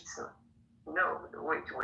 I'm not living for 1,000 years, bro. 1,000 years? In my 20s. That's embarrassing. Wait. Yes. Wait, Imran, before you answer the question, Anything in 1,000 years? please hold on, Imran. There's a company called Microsoft and Dell. Hold on, Imran. Just tell us the last book that you read. That's all we want to know is what book you read last. Mein Kampf? What did you read? Come on, bro. Tell us the last book you read. What are you doing for your education, Imran? Shut up, motherfucker. Shut up, motherfucker.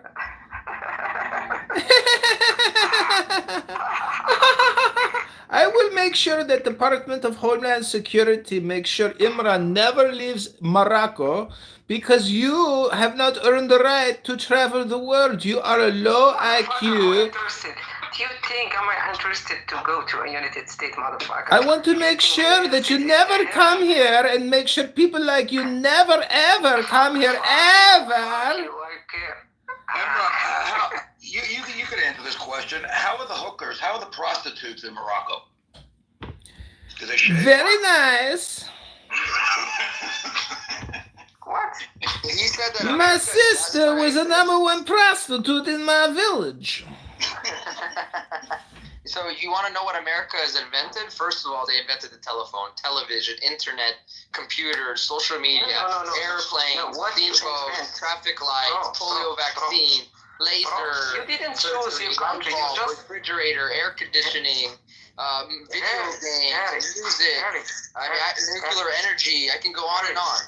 Imran, also indoor plumbing. Imran, do you have indoor plumbing or do you still go in the woods? Hurry. Bro, come on. Of course we have a plumbing in my house. Listen, motherfuckers, all of you. Listen, you have to listen. Bro. You have 2 ears and you have 1 mouth. Bro. Look, God, you can count. Hurry. Hare Rama, Hare Krishna? Krishna, Krishna, Rama, huh? Ram.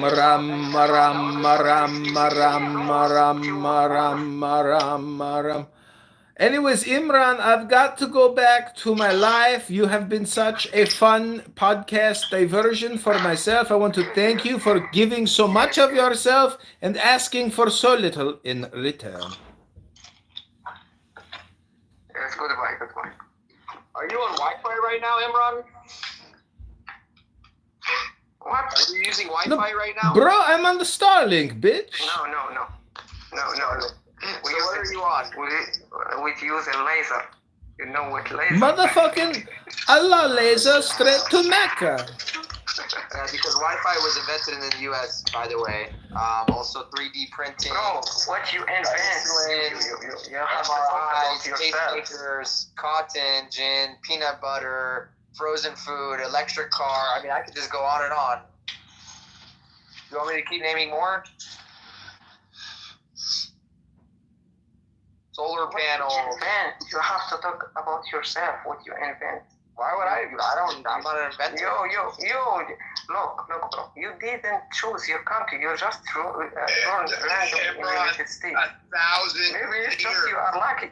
All the Muslim countries combined, 1,000 years, nothing. Yes. Nothing. This is embarrassing. That's the truth. What kind of phone do you have right now, Imran? I have iPhone. Oh, where did that come from? Yes. I bought with my money. But where did the technology from the iPhone come from? Bro, it came out of China with the assembly lines in China, bro. Do you know that all the products? Do you know who Steve Jobs is, Imran? Do you know who Steve Jobs is? He's the guy who invented Apple. He's the one who started Apple, which he's from America. Interesting. And you're using one of his products. Yes, But I then bought America with doesn't my use money. anything, right? America It's doesn't not. It's not. I bought it in my money, with my money. That doesn't have to do with anything. How did you make your money? I will appreciate if you give it to me. How for did you free. make your money? Why you asking, motherfucker? How did you make your money? What are you asking, motherfucker? Hello? How you make your money? Why are you asking? How you make all your money to buy the phone? Hello? Hello? Hello? Hello, motherfucker. Hello? Guys, I will write back. Why are you running?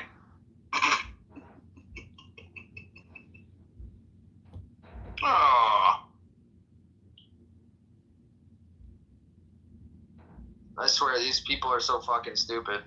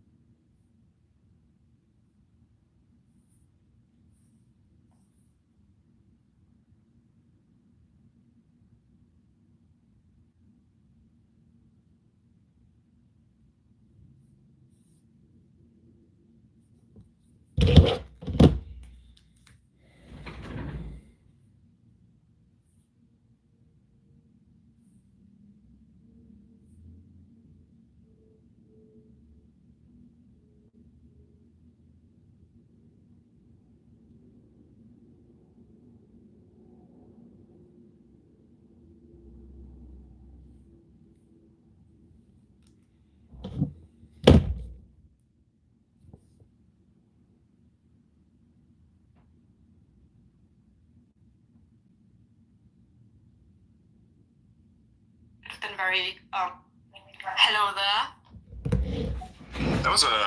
I think that was a really nice space with her, wasn't it? It was very interesting because it was quite extraordinary. There were a bunch of topics missing, in my opinion, that could have been very